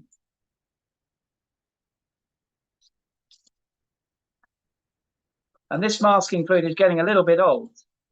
So it's giving me some problems coming off, but that puts a bit of a surface on the painting. And what we can do is paint it back down again. All that means is you don't need all of it. So we just find the photo, and where the photo went. No, it'll be around here somewhere. Well, it doesn't matter. What I'll do is I'll just take these back down a little bit, so we don't totally need all of that stuff, and just reduce it down. And now we've got a kind of pattern on the surface for floaty stuff. Also, get my, somewhere in this room is the photo. I don't know where it's gone, but I'll find that later. So we've got a few little stones here added on. And we're ready to take off the masking fluid. the masking tape. Seen the photo, it's over here. They fly a long way when they fall off. It all gets so untidy. So that's the photo. If you have a photo, sometimes I've had the situation where you can lose the photo in the painting. And I'm really quite happy with that. I don't mind that it looks photographic because it isn't really. You've seen how it's done. It's as rough as anything, you know. But here we go. We take off the tape. So I'm going to swivel that round so you've got a good view of it. And we peel off the tape.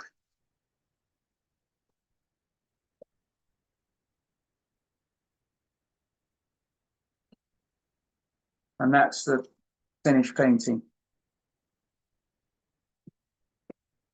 That's incredible, Joe. You shared Well, so much, and in the beginning, I didn't know how it could transform into what it is now, and I think that is something we always need to remember, that watercolor is a process. There are several layers before we will reach that end result, just like you shared when you shared information about the program, that we need that yes. patience and we need to add the layers until we get this shine, and we need to be brave with the colors and or values and use the techniques in a way that supports our reference, which you have shared so Yes. beautifully. And Anne says, "Photo fell into the photo. A photo fell in front." Very informative, Joe. Thank you very much. Beautiful, says Isabel. Joanna says, "Excellent. I learned so many smart techniques today. Thank you so much, Smiley. Thanks so much." And then we have lots of people who says thank you and that they need to go. So therefore, I'm gonna wrap up now because we have spent a ridiculous amount of time, but also an obvious amount of time when we're passionate about watercolor. And you really shared your passion with us today, Joe. So thank you for sharing your passion, your insights, your techniques, and your process with all of us. It was a true pleasure watching you and receiving all of this inspiration. It was very hard to not paint along. And I'm just jealous of everyone who gets to paint along and who got to paint along with you, because what a beautiful process. Thanks. Thank you so much for sharing this, Joe. Thank you. I'll put it on FaceTime. So what I'll do is I'll hold it there first so you can see a decent view of it.